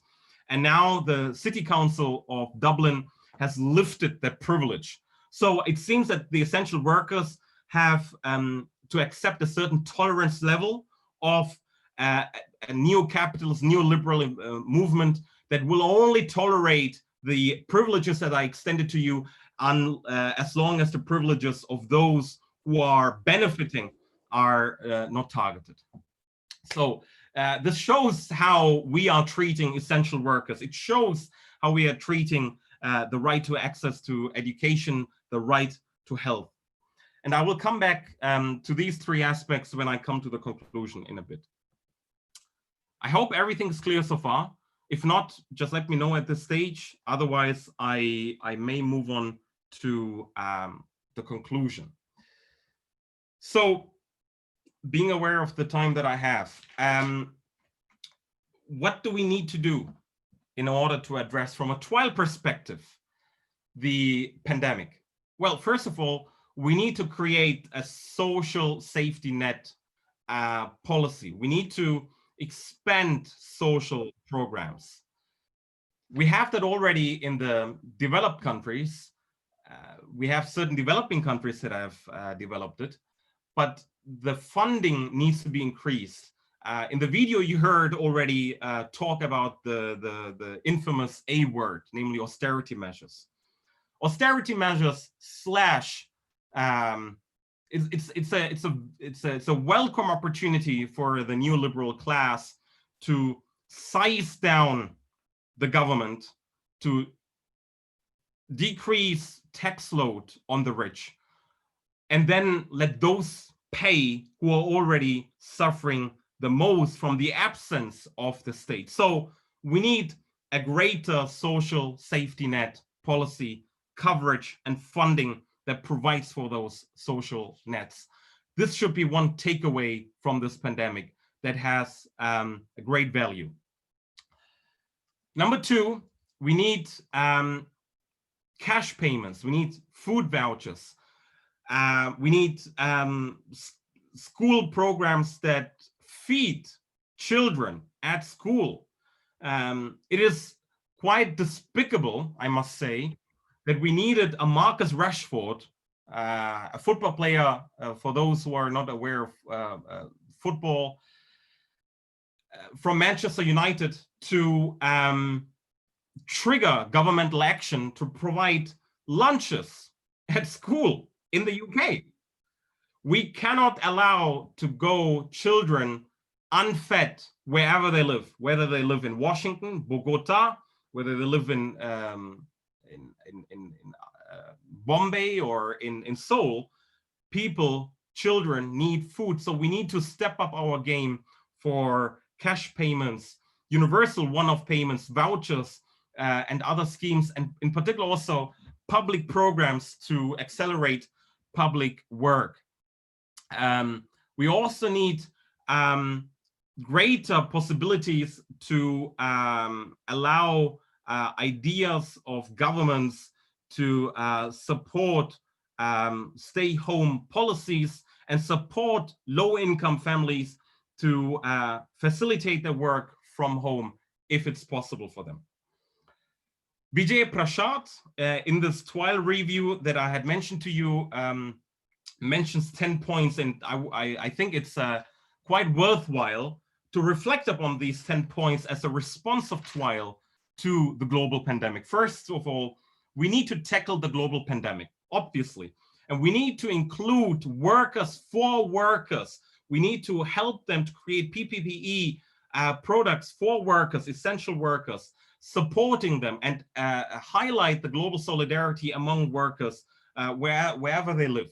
Number two, it's about broadened medical solidarity. We saw Cuban doctors arriving in Italy, supporting the global health system worldwide, and in particular in Italy, which stresses that solidarity that is needed between the global north and the global south. Number three, a global commons on international property law. That means that if there is a vaccine, we need to ensure it is available and affordable to everyone, and it belongs to a shared heritage of humanity. Number four is to cancel debt. Well, we have 11 trillion US dollars in external debt in the global south. And the debt service alone for this year is 3.9 trillion US dollars. It's an unimaginable number. We need food solidarity. We need to support farmers, make it affordable, and provide it to the people. And we need a greater state intervention for this purpose. And picking up on what I said earlier on the idea of public work programs, we need a public sector program by governments to support social housing, to support transport, to support education, affordable to the people of this planet. We need an introduction of a wealth tax, because those who have already benefited pre-pandemic and during the pandemic are the ones who have to pay for payments that we need to make towards the poor and readjust global solidarity. We need a greater control on capital. This means then that we need a transaction tax that needs to be introduced on finance. We need to move away from the US dollar. The de-dollarization is a very important point that is increasing global hegemony of the United States.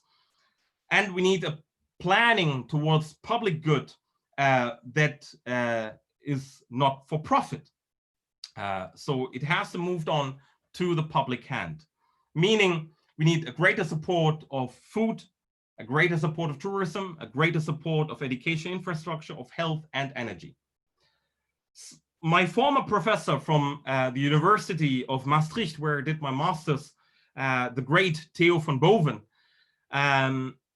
said in terms of international human rights law, there's not a first, second, or third generation of human rights. I've always stressed this to different of my students.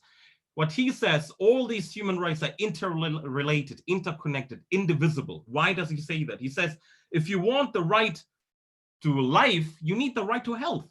If you need the right to education, you need also the right to employment. So all these rights are interconnected, interrelated, and they reinforce each other. And it becomes even more evident during the pandemic. To come back what I said earlier with the quote of Victor Hugo, the paradise of the rich is the hell of the poor.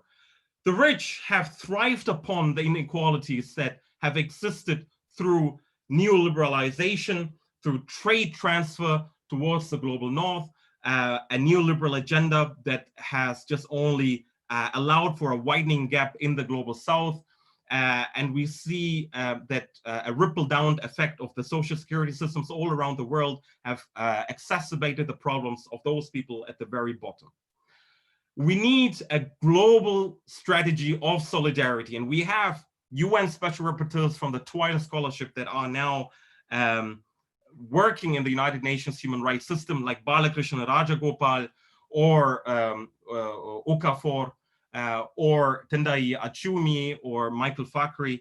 All of these different UN special rapporteurs are now, as Twice scholars, active as independent experts to reinforce the idea that international law can be only international if it serves the many and not the few. And I think that is the takeaway of the lecture that I have today. If we need to achieve global solidarity, then we need to serve the very poor, the marginalized, and the disenfranchised, because only then, if we achieve a bottom to top approach, we will achieve international law that serves the many and not the few.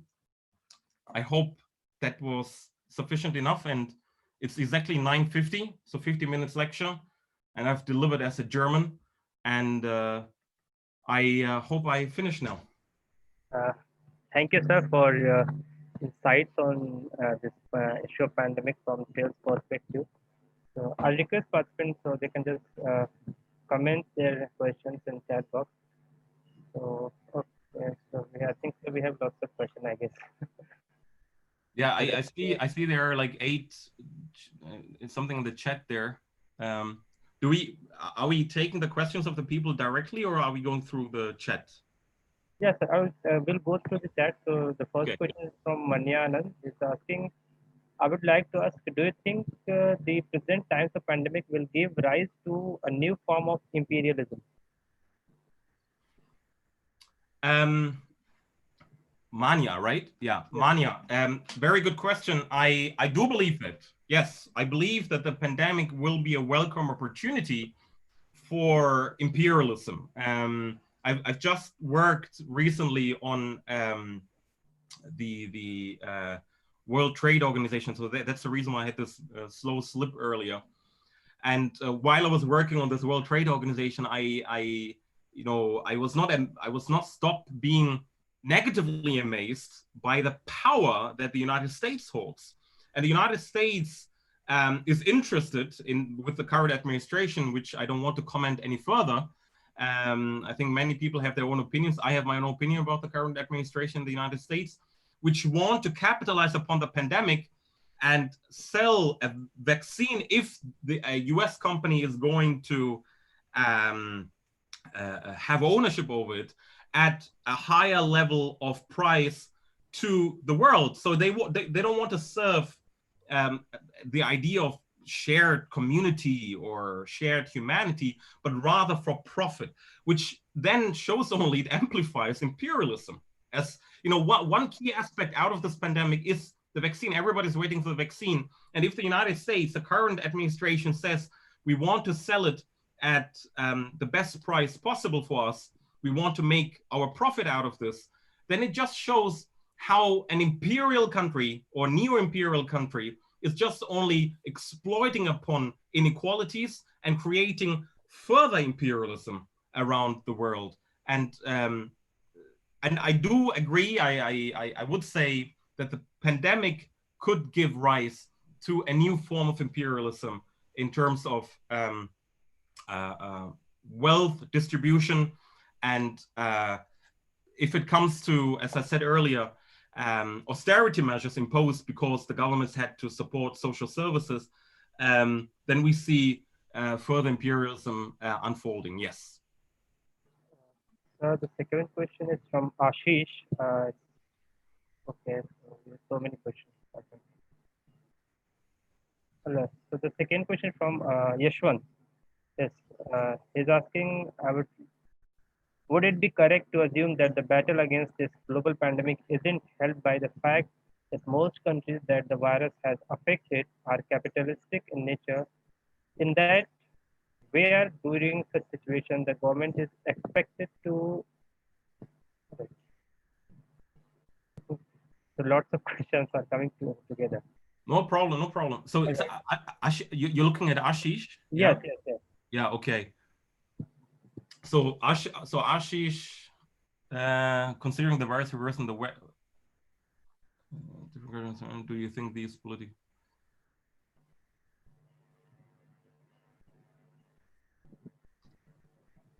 Oh, wow, I mean, it's like 10 questions in one.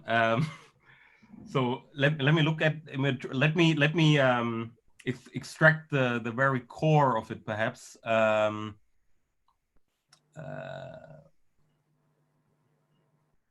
Considering the virus arose in the wet market labs of China and the way it spread in different countries due to social behavior, do you think political economy as a good organizing principle for viewing inequalities in the national and international context, given that country level differences? Sir, should we just ask the participant to unmute and ask the questions? I think that will be far easy for us. If you, I mean, yeah. whatever suits you. I'm not aware of, you know, the coming lecture, so whatever suits you. Yeah, so I think Yashwant has a question. Yashwant, can you just unmute your mic and ask the question? That will be better so that you can get a quick question. Good afternoon, sir. Am I audible? Yes, yes, Yashwant.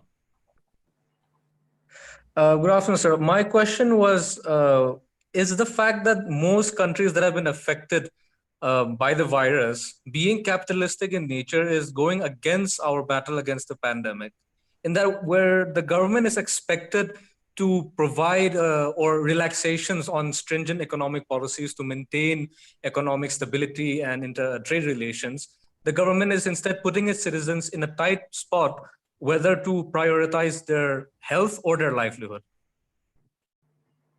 Can you just repeat quickly the first part of the question? Sorry, Yashwant. The first part. Yeah, of course, sir. The first part of the question was, is it counterproductive in our battle against the pandemic that the countries that have been hit by the virus are capitalistic in nature? Mm-hmm. So, yeah, please. Sorry, Yashwant. With the countries being capitalistic in nature, does it go against our battle against the pandemic? It's a complicated and good question. How shall I answer that? I would say we live in a capitalist world as such. I think there's, to speak of a truly socialist country would be, would be difficult to say. I think all the countries that are hit and the world as such is capitalist.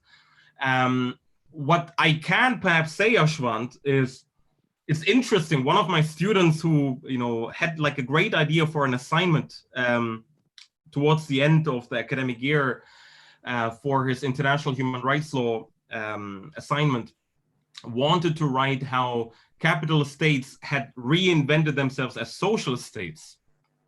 And I found that quite an interesting approach that he had. Because, I mean, as I said to you earlier, Ireland as a capitalist country, as a neoliberal country, as a country that has taken on everything on board what the IMF, the WTO,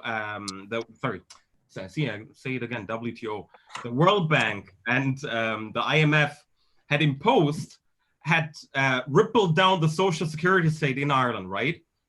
So Ireland is a prime example how a strongly capitalist state, a neoliberal state, had reinvented its socialist impulse in order to tackle the global pandemic, at least for a while.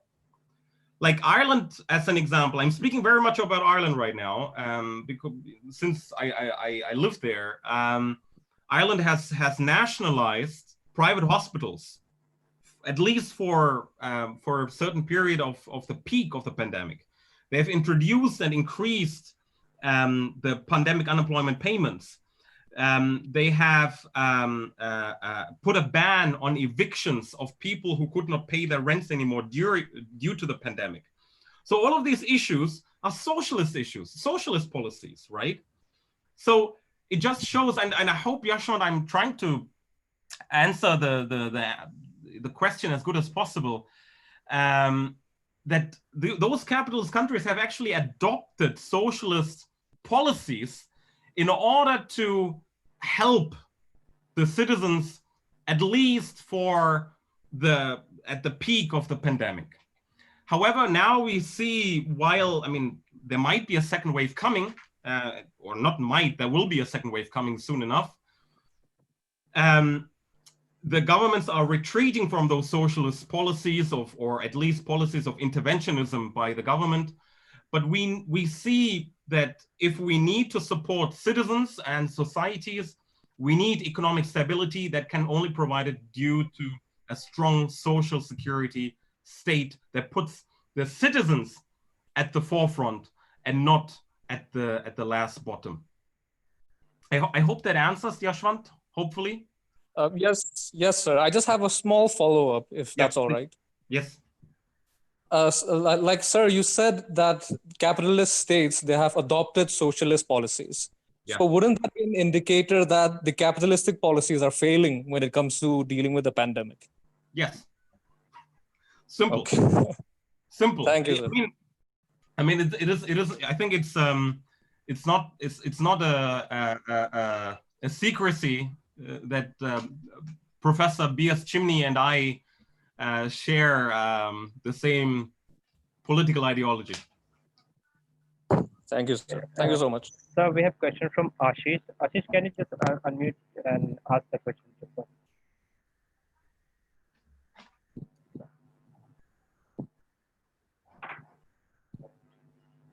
Is he still there, Ashish? Okay, till then we can ask, Tariq has a question. Yeah. So the question is, what about the blind spots that exist in the 12th theory to gain currency at larger level? What are the chances for India in it? This is the question of Tariq here, the last. Yes. The blind spots. Hi, good afternoon. Right. This is Tariq. Yeah, hi Tariq. Yeah, Tariq, please. I'm sorry for interruption. It was a very informative session, and I thoroughly enjoyed. So I'm not particular per se a scholar in 12, but I have an interest in 12. Of late, I have developed an interest in 12, and I was reading quite. I mean, you said that you have a political ideology that you share with B.S. Chimney, and a lot of other professors have written about that. So my take was, why is it still not gaining the larger momentum or the currency that it must? Because at first it started in the Harvard in the year 1990, I believe, but then 30 years down the line, it has not gained the momentum that it should have. And India, talking about India, what do we see the momentum for India in in the next couple of decades? Where do we see? What do we see for India in it? Thank you. Yeah.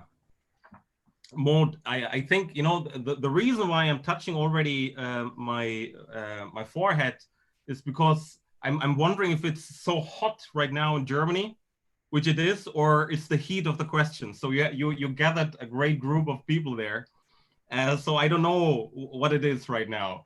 So great question also there from Tariq. As I said earlier, Tariq, when I was at the South Asian University back in it was February, not January, as I said earlier. There was one question by a leading academic of the School of Law, and he had this critical approach as well. And indeed, I mean, there are those so-called blind spots. And one of the bottom line that I got all over the time, and to encapsulate what you said, and I'm hoping to make any justice in interest of time, is that TWIDE is not giving any effective responses to overcome inequalities or address institutional failure, etc., etc. I would disagree, and I tell you why I would disagree. As I said a couple of minutes ago, we saw the election by the United Nations Human Rights Council, where the United Nations Human Rights Council has voted and elected for a range of different TWILE scholars as UN independent UN special rapporteurs on different human rights fields. As I mentioned, Michael Fakiri from Lebanon, who's teaching at the University of Oregon, who is now UN Special Rapporteur on the right to food. Professor Balakrishna Rajagopal, who is a professor at MIT from India, and he is now UN Special Rapporteur on the right to housing. Professor Obiara Okafor from Nigeria, who is is a Carleton University, where he is the independent expert on international solidarity, and Tendai Achumi, who is UN Special Rapporteur on racism. So you see already that international law and those people who are the policymakers are aware that the responses in international human rights law, at least, are lying in critical approaches. And these critical approaches mean that we need to build up international law from the below to the top, to mention the title of Balakrishna Rajagopal. We need to create international institutions that diversify the voices of the subaltern, that are including the UN Security Council, the views of the Global South. And so that means we need a critical reform of the UN Security Council. We need a critical reform of the WTO and the IMF and the World Bank, and so on and so forth. Perhaps blind spots, Tariq, existed at the very beginning when TWILE developed. But over the time, we have the second, third, fourth generation now. With me now, I think that I feel young. I think Anthony Angie, when speaking of fourth generation, he must feel old now. If I'm the fourth generation of TWILE scholarship, I think we are delivering our views little by little, how to address institutional failures, policy failures, and the election of UN Special Rapporteurs to the UN Human Rights Council are testimony for the urgent need in the public sphere for TWILE scholarship that fills the gaps of policy and law. I hope, in interest of time, I'm very short, we can stay in touch, Yashwant and Manya and Tariq, if you wish. I can share my email details later on with Mohd, and you can contact me as well. So thank you, sir. Thank you so much, sir. So, viewers, before we end this session, I have just one question from my side. That, like it is said that in every third world there is a first world, and in every first world there is a third world, right? So, like in India, we are third world countries, but there also is a social equality that exists, and it was also more prevalent during the time of pandemic, right? So, what should be the response of the third world people of the third world countries to international law? Because this is not same as the elite of the third world, how they respond. For example, our teacher in South, Prabhat Singh, has told us the problem with third world countries is that when they send a delegation to WTO or United Nations, all the people who are part of delegation are elite, and that will not suffice the purpose of international. We talk about the social inequality. So, if you have any take on this, how we can resolve this issue? That's exactly the point, Mohd. That's exactly the point. I think we are replicating. And if I, for example, look at PhD students who are coming from the global south, and I'm very happy about it, right? Don't get me wrong. You know, being a brown person myself, raised in the Western world, I'm happy to see people from the global south being PhD students who are doing research, who are even, you know, working as faculty members at law faculties all around the world. I'm happy about it. I'm proud. But if I look at the biographies of those people are already coming from elite backgrounds in the third world, right? So how do we address that? And it's a very good point that Mohd makes. I think we need a stronger supportive policy programs in the global south. We need a reflective approach in governmental approaches in the global south that targets and supports and enhances the status of people from disadvantaged backgrounds to push them into education at policy level, at governmental level, at educational level, in order to see them at the forefront. So the third world of the third world needs to be put at the forefront due to active governmental action, I believe, in order to support their studies abroad, to support their representation. I think representation matters, right? Diversity matters. And that is even more aware in multi-dimensional, multi-ethnic and post-colonial countries like India, like Sri Lanka, or countries like Indonesia or wherever, that we need this representation due to active affirmative policies in the social sector. I hope that answers somehow. Yes, sir. Thank you so much, sir. So I think we have already crossed our time up by 12 minutes, I guess. So thank you once again for joining us. And I hope all the participants have enjoyed your session, because your session was the longest and there were so many questions. So, very, very sorry for that now. No, it was also because of the questions. Okay. Yeah. So thank you once again, and everyone. We have an evening session by 6 p.m. from Indian time. So Dr. Nitish Upadhyay will be speaking from the international humanitarian law perspective and how pandemic has affected international humanitarian law. I hope all the participants will get request the Zoom link for that. So for now, have a nice day, everyone, and thank you once again all. Thank you very much, and stay safe, everybody. Okay. I hope to see you at one point in person. Thanks. Thanks, Mohd. Thanks for organizing. Welcome, sir. I just leave, right? Is it okay? Yes, sir. Mohd, can you send me later on the YouTube link of this? Later yes, on sir. at stage? Yes, sir. Yeah? Sure. Okay. Yes, thanks very much. I'm sorry to interrupt, but I would ask Dr. Thamil to share his email ID. This is Tariq Fayyaz, sir. If you want, I just type it into the chat here, okay? Sure, so that'd be great. I just type it into the chat, and then we can stay in touch. Wait. As I said earlier, I might be brown, but I'm not very good with technology.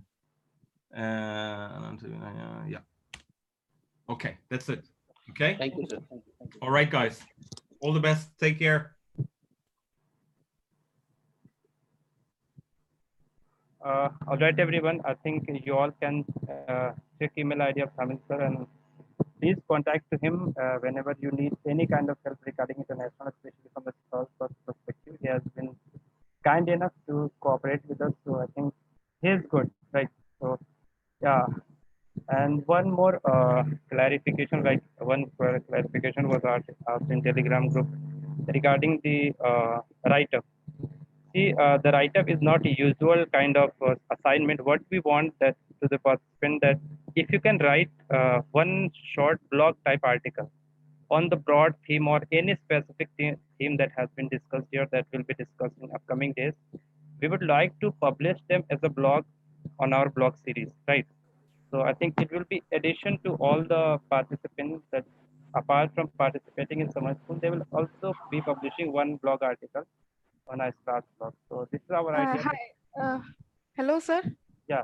I just wanted to say something. People who have, I'm from the organizing committee, people who have registered for the webinar only, please do not forget to fill the feedback form. All right. And otherwise we won't be, the feedback form is only for the people who have joined the webinar for today only. And it is not for the other people who have joined the rest of the course.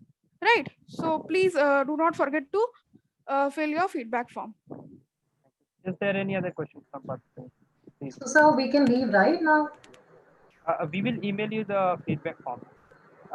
And those who want No, the people who are attending the summer school, can they leave? Yeah, sure. Okay. Yes. Thank you. Yes, thank you.